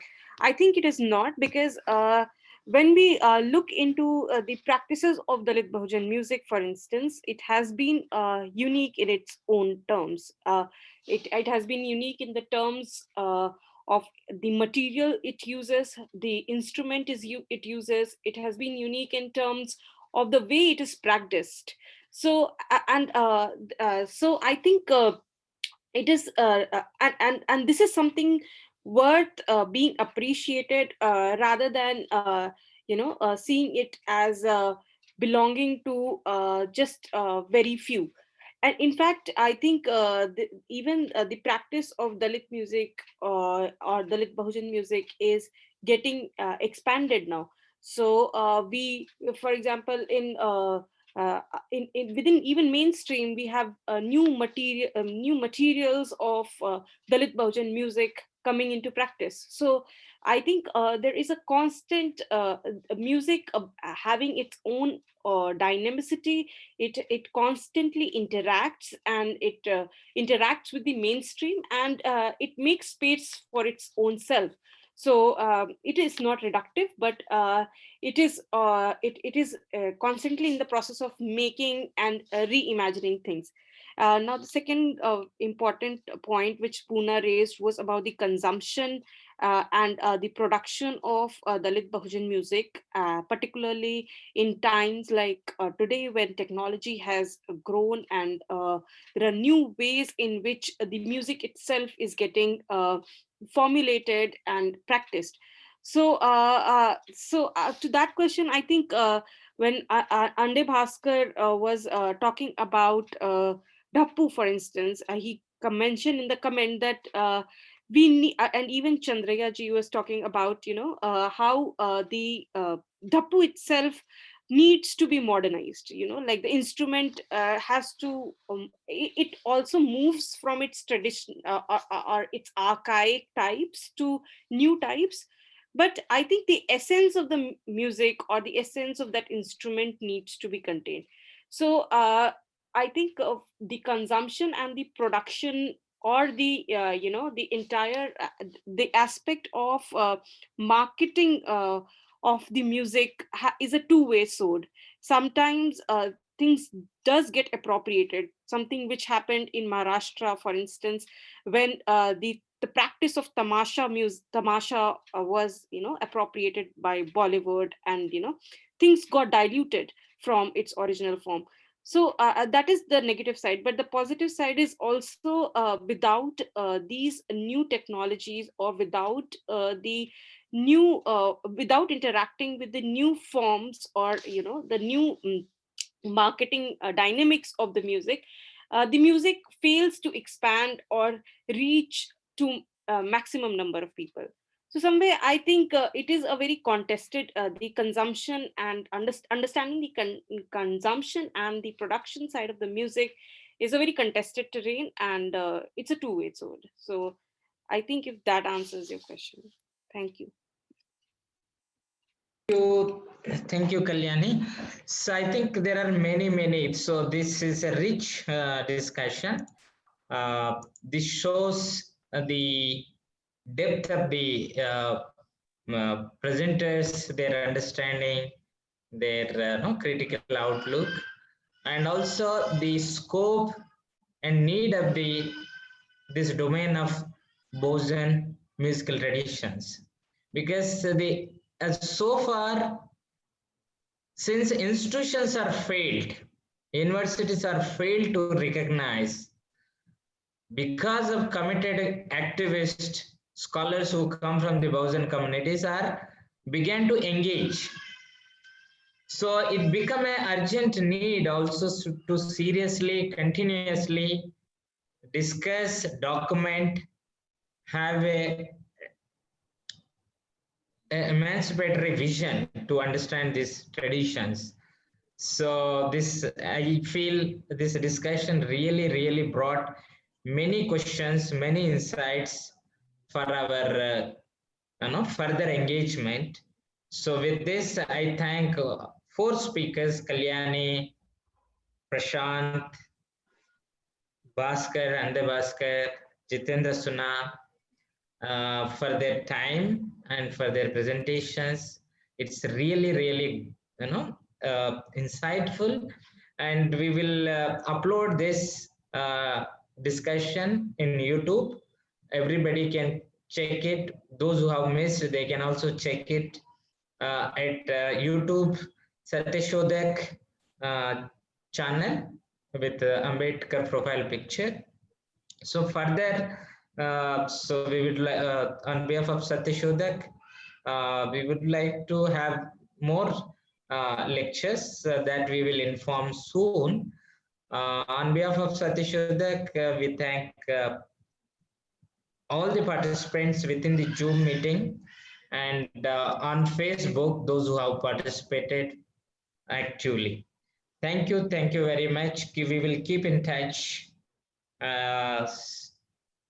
We will further engage. Jai Bhim to everyone.